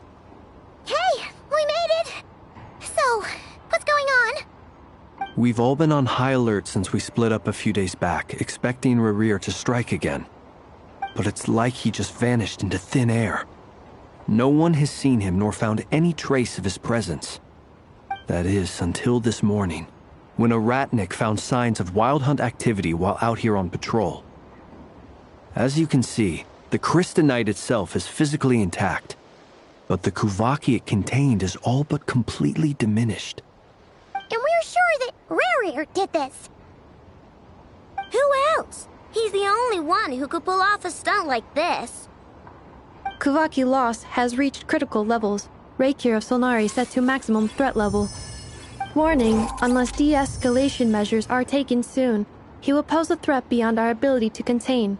The consequences could be catastrophic. Traveler, do you remember when we encountered Rerir just after regaining his body? There wasn't a shred of sanity left. Nothing but madness and rage. Yeah, didn't he shout out a bunch of names? Then he started raving about how nothing in this world mattered to him. Oh, Paimon gets chills just thinking about it. Oh, but the thought that he's still out there, lurking somewhere in Nodcry, waiting for his chance to strike? Oh, even chillier. Last time we fought, we were already at a disadvantage. If he has such overwhelming strength, why would he suddenly go into hiding? Yeah, if I were him and I wanted more Kuvaki, I'd just take it by force. No point staying in the shadows. Unless something went wrong. His whole resurrection thing didn't exactly go smoothly. The other thing is, how does someone who's completely lost their mind still have the wherewithal to cover their tracks so perfectly? Beats me. According to certain medical studies, insanity does not always entail a complete loss of rationality. It may be that he is simply living in a world of his own. That actually sounds about right. He was ranting away to himself the whole time, like he had zero interest in talking to us. There are many unanswered questions here. He could be right under our noses, and we'd still be in the dark. Besides his name and title, we know little about him. Certainly nothing about his past, or what he might be hoping to achieve. Exactly. And we wouldn't even know where to begin looking. Even Boss hadn't heard of the Rerir of Solnari before all this. I'd be willing to bet that even if we gathered together every scrap of intel in Nodcry, we still wouldn't find more than, like, 3 useful facts about him. So, if we do nothing, he'll just keep getting stronger. But if we want to investigate him, we have no idea where to look. Last time we had Marionette and her big robo-buddy to help us, and we still barely held our ground. If we had to face him alone... Oh, Paimon's head hurts just thinking about it. What are we supposed to do against a threat this big? Well, I do have a little hunch about his next move. Given that he attacked the quarry, I'd say it's likely he'll target other places rich in Kuvaki. Somewhere like the Eye of Krati, or the Pillar of Embla. One thing's for sure. If we just sit back and let him keep absorbing Kuvaki, we really won't stand a chance against him. A perfectly reasonable hypothesis. However, it is worth noting that these two locations are quite far apart. To investigate them both, we'll need to split up. I agree, we should split up. Right now, Rerir's goal seems to be gathering Kuvaki, not fighting us directly. Once we're done, let's regroup on Hisi Island. Wait, why Hisi Island? If I recall correctly, your largest goddess statue was carved from Kuvaki-rich ore, was it not? That's right. Yes, it could well be a potential target of his. I should head back and start evacuating the pilgrims.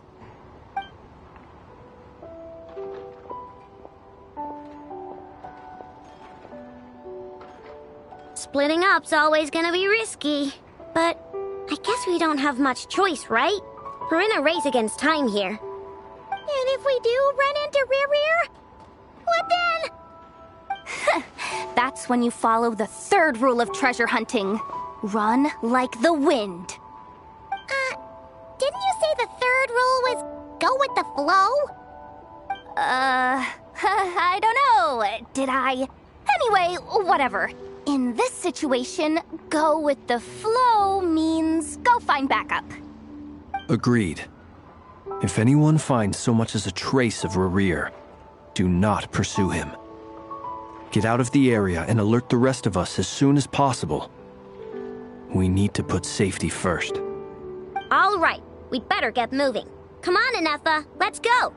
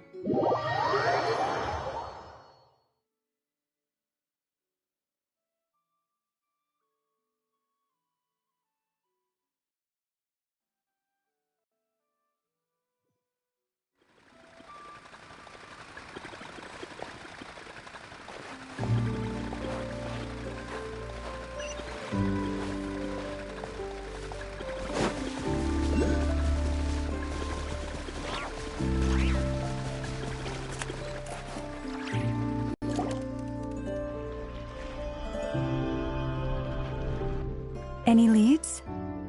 Nope. Diddly squat. No clues to where he might be hiding. It's like he's a ghost. It feels like we're sitting on a powder keg that could go off at any second. Ugh, I hate this feeling. I'd rather face him head on than be left hanging like this.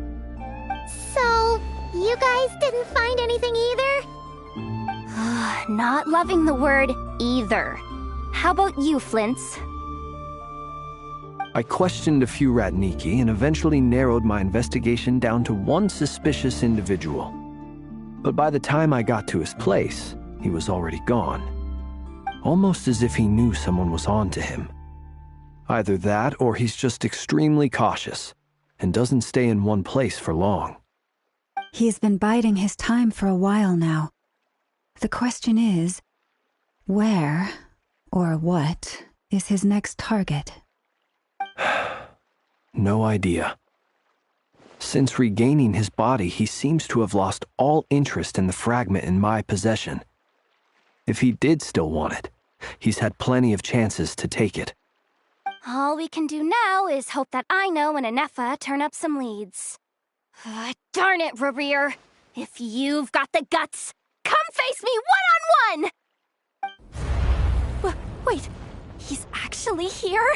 I didn't mean it! I swear! No, it's coming from Silver Moon Hall. The Lady Kutar might be in danger. Let's get over there, quick!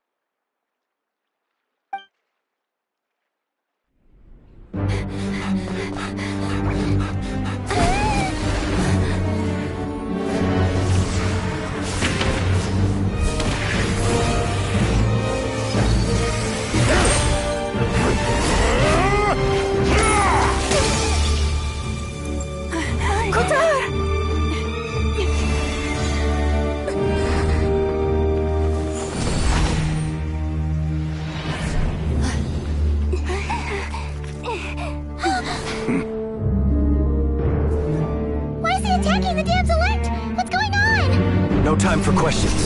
Stop him!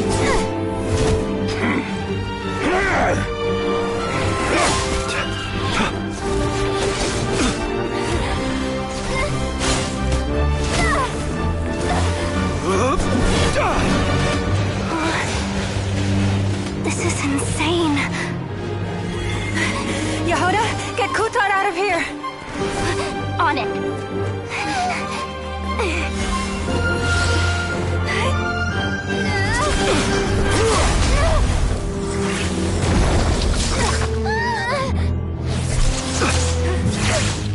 Look where your feeble light has gotten you. Now, you shall plunge into darkness. Felindus, soon, I will find a way. Watch out!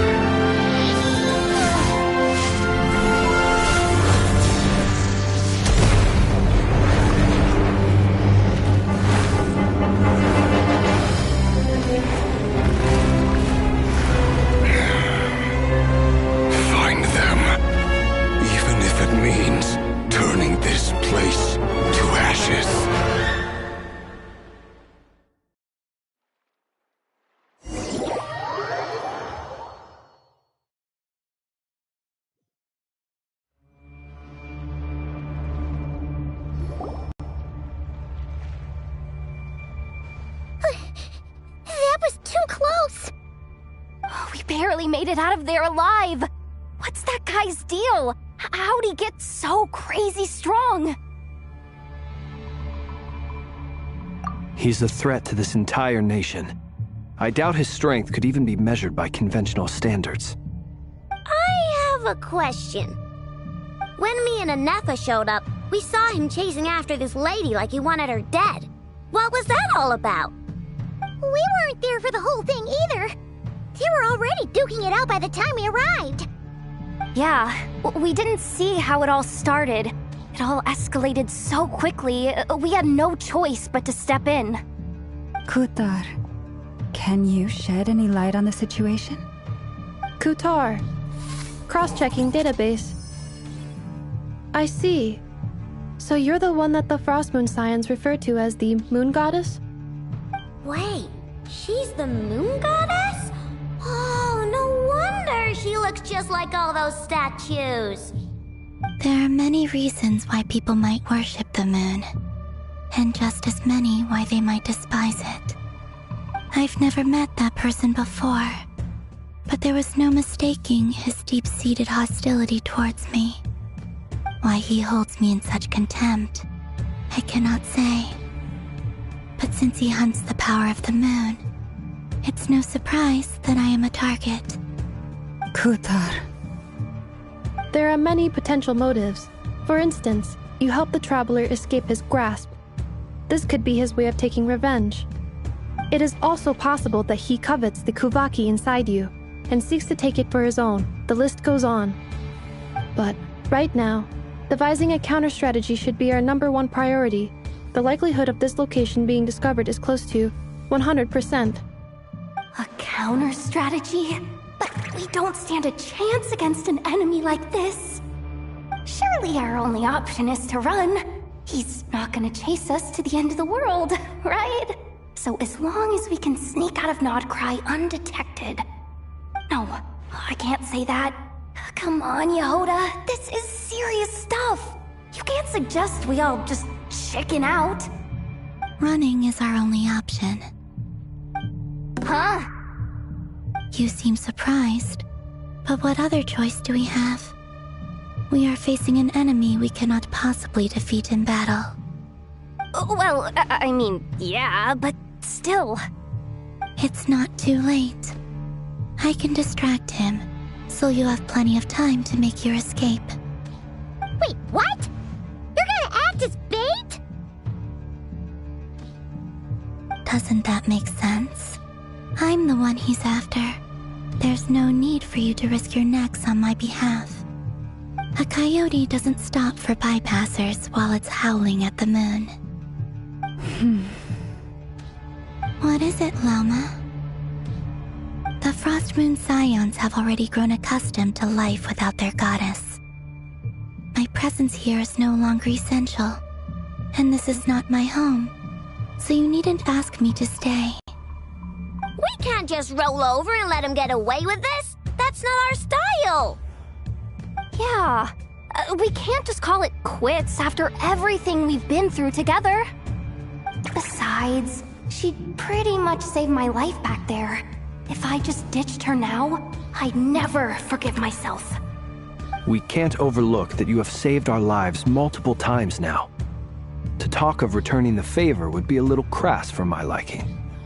But suffice to say that we are friends, and friends look out for one another. Riri's true objective remains unclear.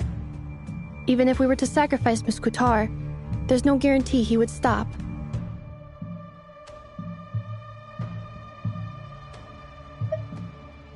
But... Kutar, I know why you left the Frost Moon Scions so long ago. It was because people started treating prayer as a form of trade. They would make self-centered wishes, force you to accept meaningless offerings in return, and then expect you to perform miracles for them, as if that were their entitlement. If it were me, I might have walked away too. But I believe that time can change everything, and that sometimes it takes losing something precious to appreciate its true worth. After much reflection, I've realized that this was never about whether the Frost Moon Scions need you. Any relationship based on need is purely transactional. What I truly hope is that you'll choose to stay, not out of obligation, but as part of our family. You were born here, and now you've returned. Who knows?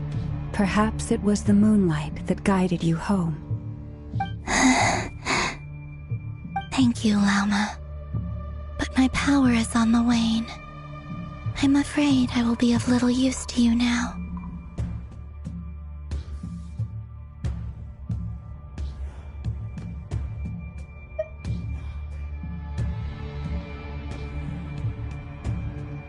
Very well then. I'll do as you say. Both times you saved us, we were transported across great distances in an instant. Is that one of your powers as the Moon Goddess? It is, but I find it very draining.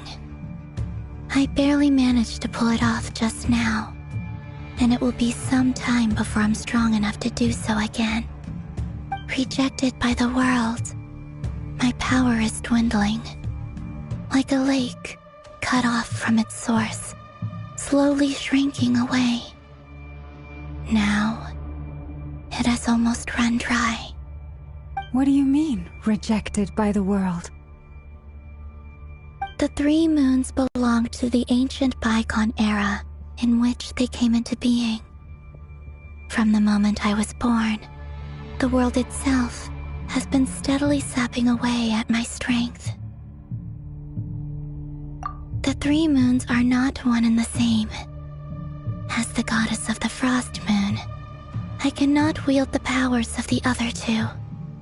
Yet moonlight has a way of blending together. Each can reflect the other's glow. So when our fingers touched, I was able to restore my strength by drawing Kuvaki from the eternal moon's marrow. But this method of recovery is painfully slow. If only we could find the...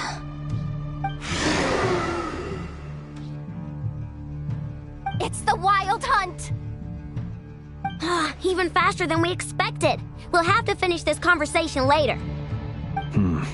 See how those Wild Hunt creatures are running away from us. They're likely just a scouting party, which means Rerir won't be far behind. Then what are we waiting for? Let's get the heck out of here!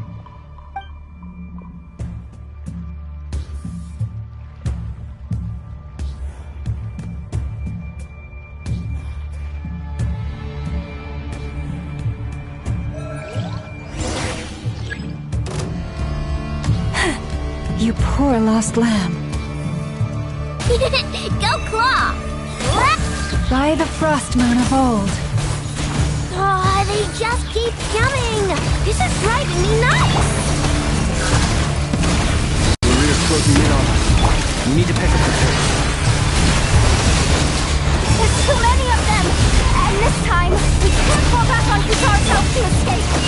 This goes on much longer. Preparing for dust-up. Cleanup sequence initiated. Close your eyes. Beware the creatures of the night.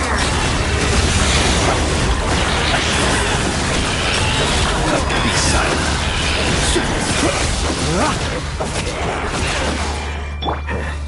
Ultimatum protocol.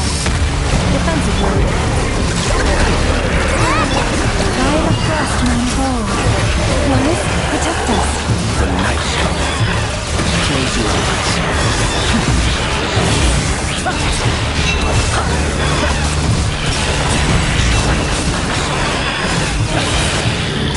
Preparing for dust-up. Cleanup sequence initiated. With one heart, insane. You pull. Beware the creatures of the night. Be silent.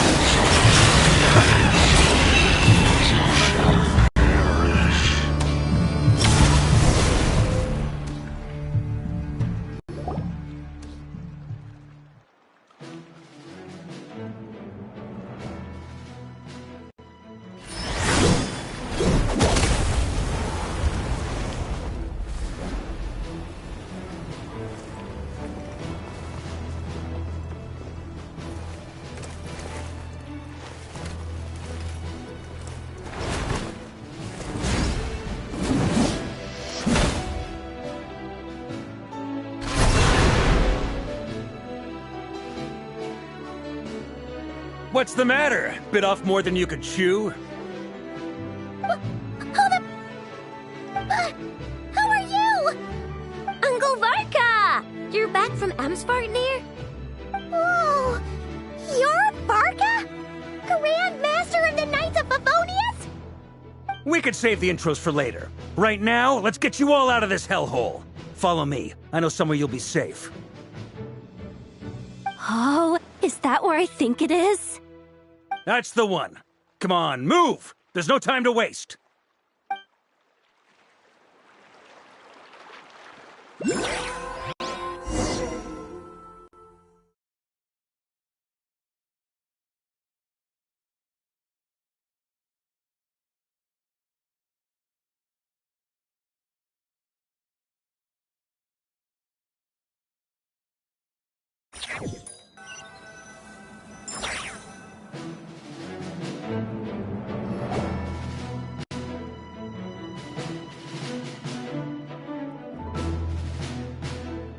Wow! Where are we? This is so well hidden. Well, that goes without saying. This is the Knights of Favonius' meeting place in Nodcry, and a contact hub for the Northern Intelligence Network. AKA, the black market of intel.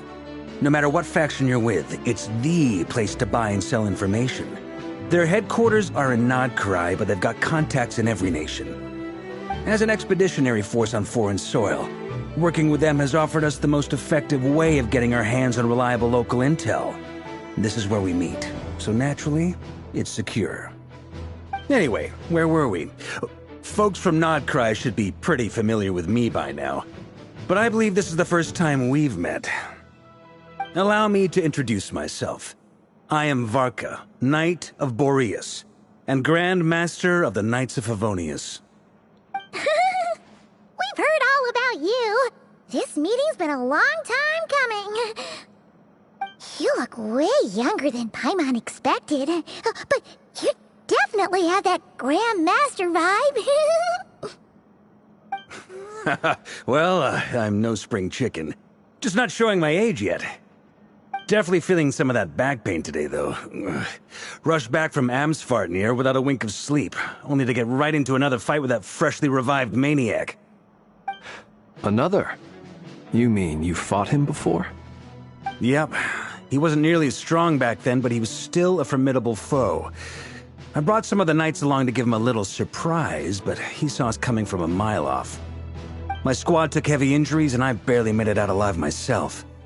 We knew it might have been our last chance, so we staked everything on it. But still, it wasn't enough to stop him. I tried tracking him down afterwards, but he didn't leave a trace. Even in his unhinged mental state, he's as cautious as any trained operative. So, I decided to come find you. And as luck would have it, turned up to find you being ambushed by the Wild Hunt. The rest, you already know. Is that why he's been frantically absorbing Kuvaki these past few days? Because he sees you as a threat? Maybe I'm part of the equation, but even if I weren't, I'm sure he'd still be gathering power. He's clearly working up towards something. Note to self. Uncle Varka's strength rating officially upgraded. Guess it's my turn to ask questions now. So, what exactly has been happening in Nodcry? Why is the Wild Hunt returned in humanoid form? And why is it after you? That's a long story, but I'll try to make it quick.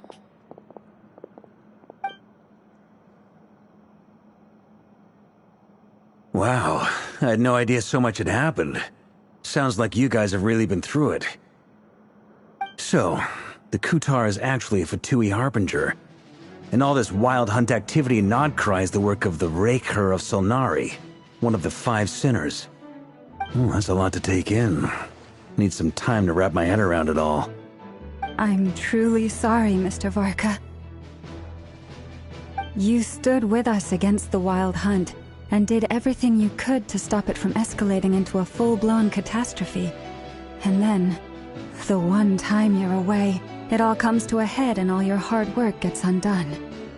You've got nothing to apologize for, Miss Moonchanter. You can plan 100 steps ahead and still slip up. That's just life. No one knows what tomorrow holds. You can't predict which way the wind will blow next. And, to be perfectly honest, I can't say I'm surprised. For all the times we've defeated the Wild Hunt in the past, we've never been able to completely wipe it out. Turns out, we were just delaying the inevitable. But now that a new variable has come into play, fate may well take a different course. A new variable? You mean us? Who else? And in a strange way, I think his resurgence might not be an entirely bad thing. The Wild Hunt is like an unrelenting force of nature, but Rerir is an individual with an agenda. He's gotta have a weak spot somewhere. That said, while I was explaining everything just now, some of the points that Mr. Flint's added caught my attention. You mean about our mystery ally? That's right. From what you've said, not only did they lead you straight to some key files, they also shielded Hisi Island from a lethal Kuvaki blast. I don't know who or what could pull something like that off. Heck, even Miss Columbina doesn't have a clue. I hadn't heard the story about those files. Would you mind repeating their titles for me? Wild Hunt Phenomena Log, a Nodcryan Ratnik's Field Journal, and Kuvaki Survey Log. Oh. No, still doesn't ring a bell. Another dead end. Guess all we can do now is hope that our mystery ally keeps showing up when we most need them. Still, it's safest to assume they won't be intervening again. From here on out, we'll have to resolve this crisis by ourselves. Your intel also explains something else I've been wondering about. The reason I led my team to Amsfarnir was because we'd had reports about a possible source of the Wild Hunt showing up there. But once we looked into it, it turned out to be a red herring. I don't know who was behind it, but clearly, it served its purpose. I doubt it's by chance that he happened to make his comeback while my attention was diverted. And from everything you told me, it sounds like his scheming began well before his return. So maybe luring me away was all a part of his plan. But is it even possible that he orchestrated all of this by himself? The Moon Maiden and the Raker of Solnari, Nodcry of all places. The way everything is unfolding, it can't be a coincidence. So, what do we do now? Got any ideas? Right now, we've got at least 3 things to consider. Let's go through them one by one.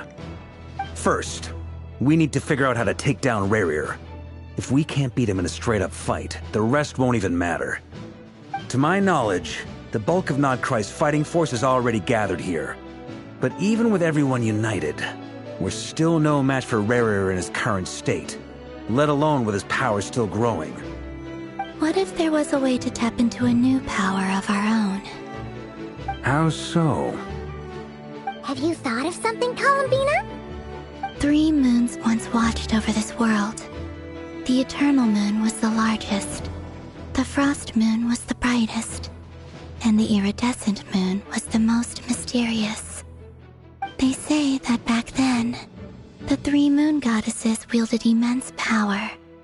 Enough to shape the workings of the world itself. I now bear the Frost Moon's power, and the Eternal Moon's marrow resides within the Traveler. Hold on. Are you suggesting... The iridescent moon, the last piece in the puzzle. That's right. If we can find the Iridescent Moon's marrow, I will be able to regain my strength much more quickly. The 3 moons are said to stir the tides and illuminate all things. Perhaps they hold further secrets beyond our understanding. According to my analysis, this solution is feasible. However, it is subject to one major condition. How do we locate the Iridescent Moon's marrow? I know a way, but... we will need to visit the Fatui's Experimental Design Bureau. The Experimental Design Bureau? Are you saying we need to involve Marionette? Yes. I must speak with Sandrone. It's a long way from here to the Experimental Design Bureau. There's a high chance you'll be spotted. You shouldn't go alone.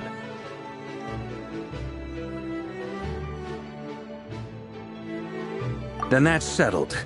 Next up, our second priority. Somehow, we need to figure out Rerir's end goal. As you saw for yourselves, when he was still in his Wild Hunt form, everything he did was for the sake of recovering his body and resurrecting himself. His first act since then, after laying low for a while, was to try and assassinate this young lady. People's obsessions often reveal their greatest vulnerabilities. There must be a reason why he despises the moon so deeply. Perhaps it sheds some light on his title, the Raker of Solnari. The Wild Hunt has plagued Nodcry for centuries now. If we want to stop it for good, we have to get to the root cause of what's driving it. It's true. We still know very little about him. If Kuthar hadn't given us that lead, we wouldn't even know his name. But where would we even start?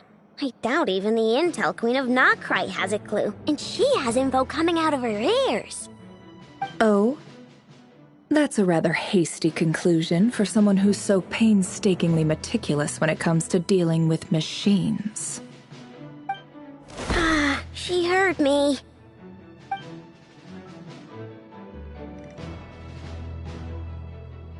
Boss! What are you doing here? I'm now asking myself the same question.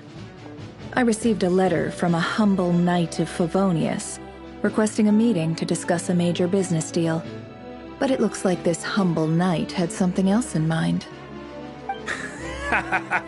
Details. Miss Neffer, the important thing is that you've arrived at the perfect time. Since his failed ambush, I've been racking my brains trying to come up with a plan to fight Rerir. Given the severity of the situation, I think it's fair to say that our only chance lies in uniting as one. And I'm talking all the factions in Notcry. We can't do this without the Curatorium, but I knew it'd be a tough job to win you over. So, I took the liberty of reaching out for a little chat. Wait a sec! How did you even hear about this place, Nefer? Didn't you say this is meant to be the Knights of Favonius' meeting spot? And a contact hub for the Northern Intelligence Network? And isn't it supposed to be super hidden? You really think he could have gotten settled in Notcry without my help? Besides, I'm the one running this gig. Of course I know where the meeting place is. Allow me to introduce the current head of the Northern Intelligence Network. If it's intel you're after, she's your woman. Pretty much seen and heard it all. Please spare me the flattery. Let's cut to the chase. Seems like you've run into some trouble, huh?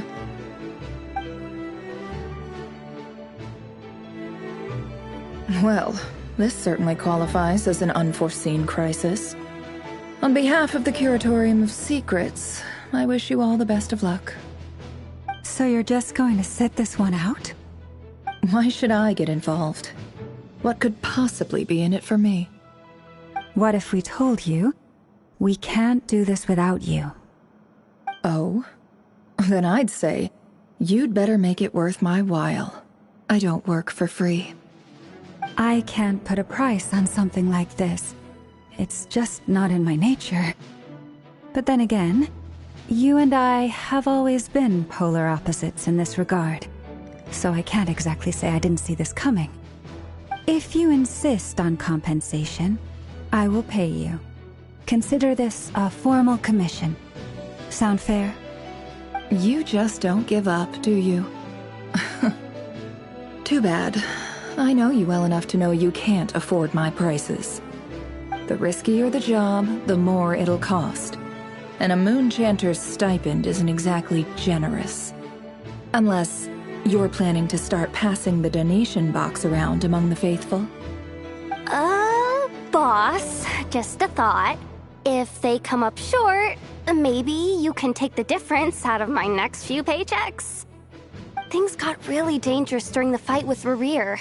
If this girl hadn't saved me, I'd be ley line fodder by now. I'd be gone for good, boss. If there's any way we can make this work, I'd really like to help her. Please, I'm begging you. This is why I'm always telling you never accept favors. They are the hardest debts to repay. You have to be careful who you get involved with, or you invite all kinds of misfortune. Very well, Yehoda, I will help. But just this once. Don't count on this happening again. Flins, that fragment that Rerir was after, do you still have it on you? Of course. Let me borrow it. I need it to follow up on some leads. Wait, you actually have some leads? Shh. This is top secret information. I get it. We all have things we'd rather keep to ourselves. Plus, I know we can count on you, so we'll leave the intel gathering in your hands. And that brings me to the third and final item. We need to find a way to distract him. We need time to make our move, so someone will have to stall him. I'm in for this part, no matter what. Anyone coming with?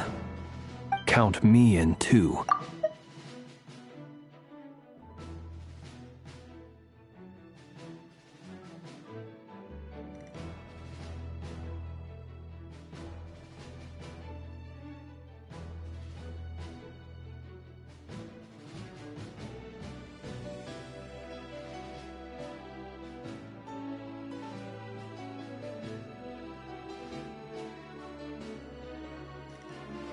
Come off it, you two. Quit playing heroes.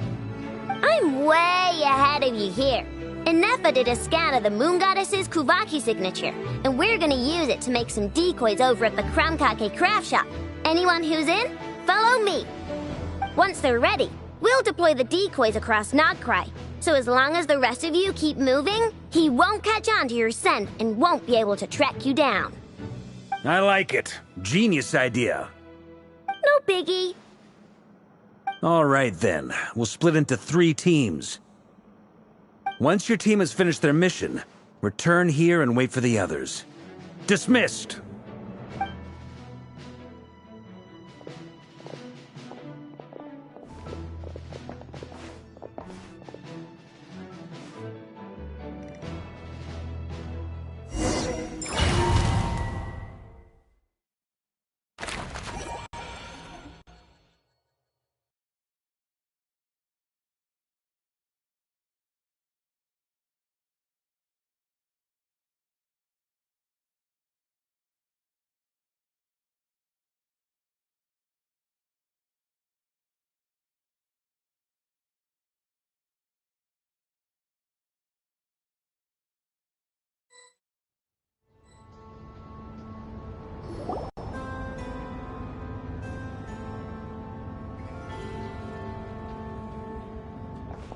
Lady Damselette. Wait. And you two? What are you doing at the Kuvaki Experimental Design Bureau? We've been doing our best to mind our own business lately. But if you're just gonna waltz up here like this, you're seriously pressing your luck. Don't blame us for doing what we have to. You really think that's gonna scare us off? We're not looking for any trouble. I just want to see Sandrone. Do I need to remind you that you're still a wanted fugitive for deserting us? Out of consideration for our former ties and the crisis we're all up against, we'll let you leave in one piece. But don't even think about trying to get inside. Let them in. But... Are you going to make me repeat that? No, my lady. Sandrone seems to be in a good mood. Must be maintenance day.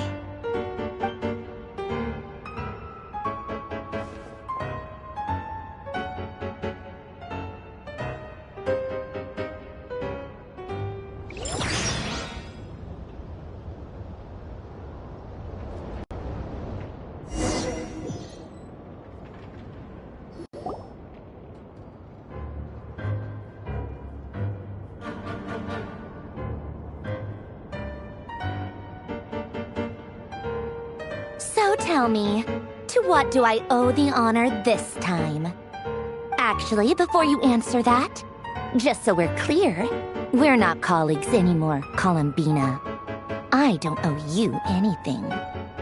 I promise it's nothing big. It seems like you've gotten the wrong idea here. The only reason I let you in was because I was bored. It seemed like a way to kill some time and satisfy my own curiosity. Whatever miscalculations I may or may not have made in the past, I haven't lost the plot enough to even consider sticking my neck out for your sakes. I'd like to speak with Arlecchino. What? Huh? You mean the knave? I'd like to speak with Arlecchino. Is she in Nodcry? No, she's not. Once the work on this facility was completed, she went back with the Rooster and Regrator. The only ones in Nodcry are me and... What is it you need to speak to her about anyway? Rerir is hunting me. If I'm going to face him, I must first retrieve the lost moon.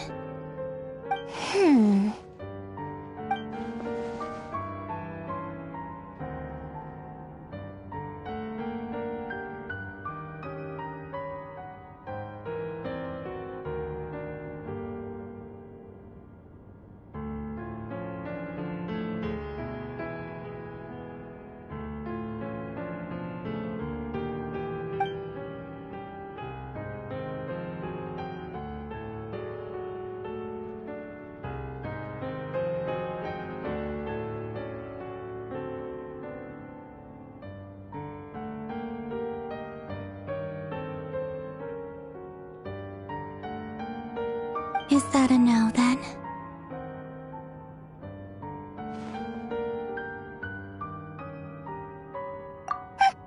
As if I need reminding. I was this close to settling things with him before someone decided to whisk me away to their weird little garden.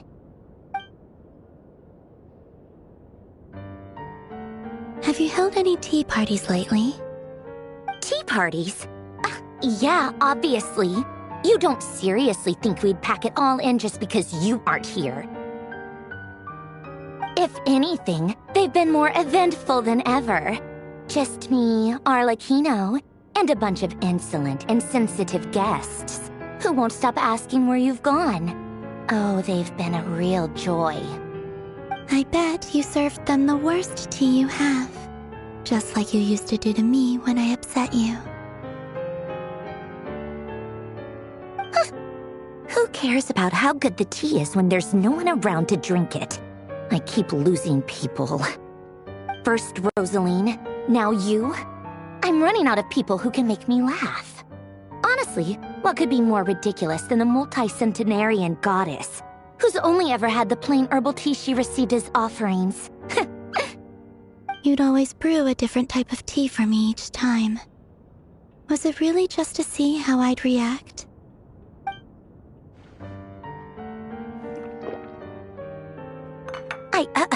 Well, duh. Why else? Watching you squirm was practically my only form of entertainment.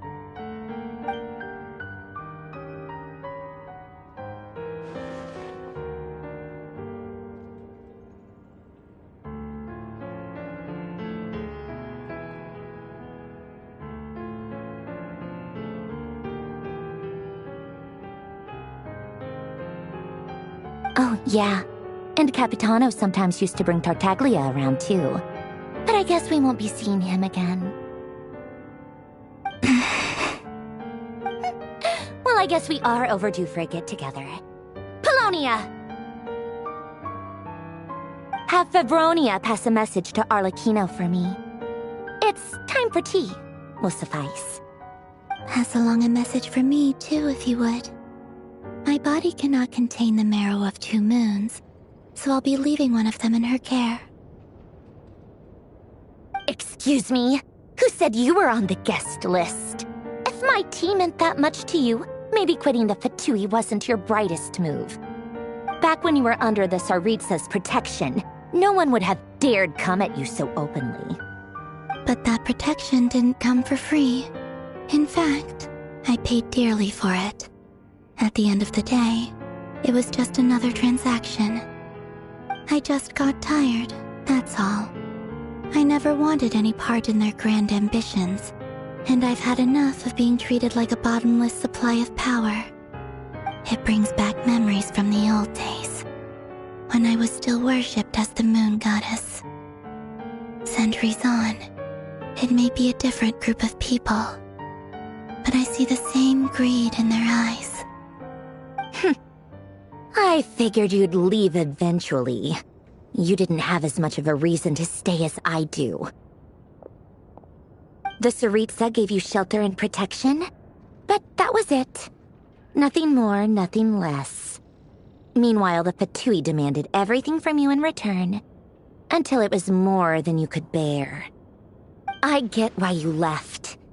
And frankly, I have no interest in dragging you back just because the higher-ups told me to.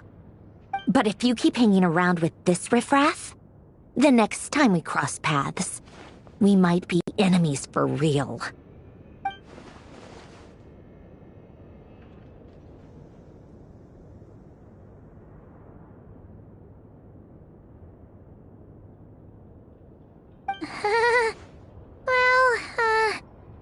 Guess that's our cue to leave. That might be your plan. But it sounds like someone else wants you to stay a little longer. Huh? What do you mean? Listen.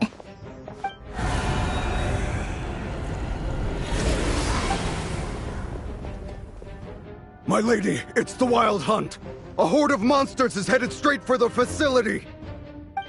Another uninvited guest trying to crash my tea party. Clear the area! I'll handle this. Wait, what? You want us to leave? leave you here by yourself? Huh, you'll be lucky to make it out of this alive. You really think you can afford to worry about me? Go on, get out of here.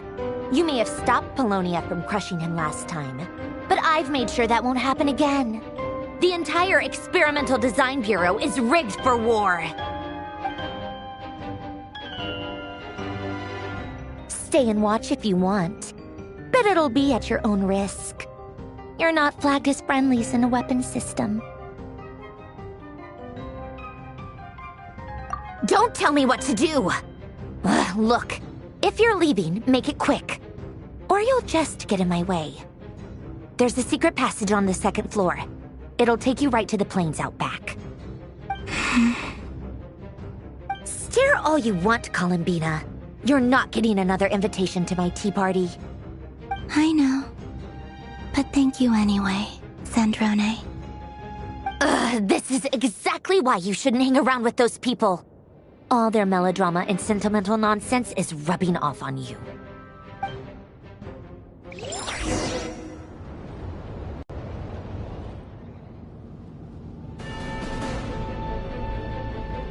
Come on then, Mr. Ray here. Let's pick up where we left off. It's your Wild Hunt monstrosities versus my beautiful creations. Let's see who comes out on top.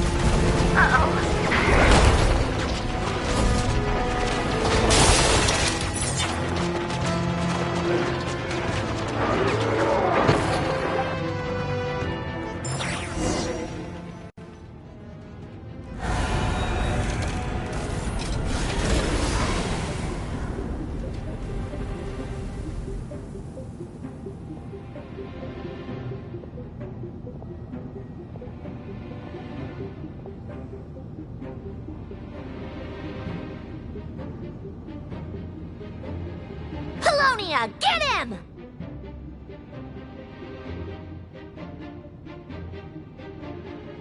I've upgraded Livonia again since our last encounter, and uploaded every last scrap of your data. So let's finish this, once and for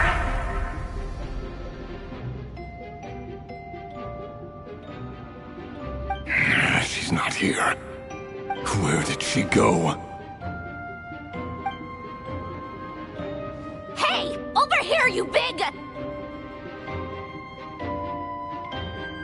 Cursed moon. Go. Keep searching. She cannot have gotten far.